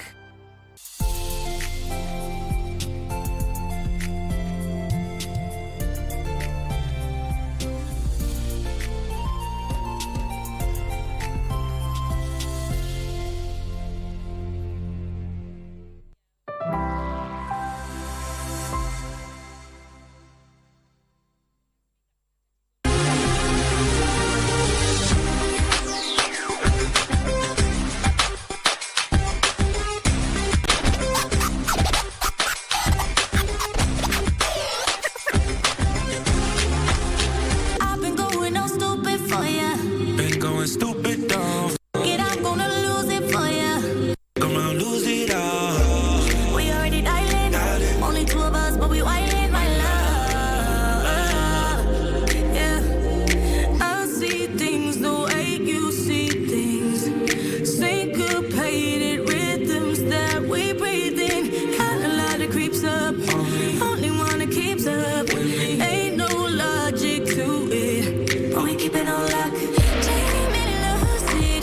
Two bodies moving. You're the exception now. I found me new kiss. Play me like music. Go on and use it. You're the exception, 'cause I don't really do this. I've been going all stupid for ya. Been going stupid, dumb. Get up, gonna lose it for ya. Gonna lose it all. We already dialing. Heartstrings got me like a violin, my love. She gon' let me dive in. Jet ski as she riding my love. Stupid dumb. Stupid dumb. We already dialing. Only two of us, but we wildin', my love. Going stupid, dumb. Tell the truth, can't feel my face. Just say less and use more tongue. You tell me how it tastes. I'll beat it up like a one-on-one. Lambo truck and it's parked out front. Came a long way, so we always dance. Teach you how to roll me a J, 'cause I don't do blunts.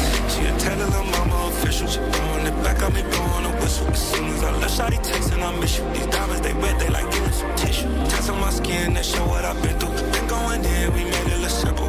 Yeah. And before she gave me that body, I had to get all in the mix. I've been going all stupid for ya. Been going stupid, dumb. Get up, gonna lose it for ya. Gonna lose it all. We already dialing. Heartstrings got me like a violin, my love. She gon' let me dive in. Jet ski as she riding, man. Stupid dumb.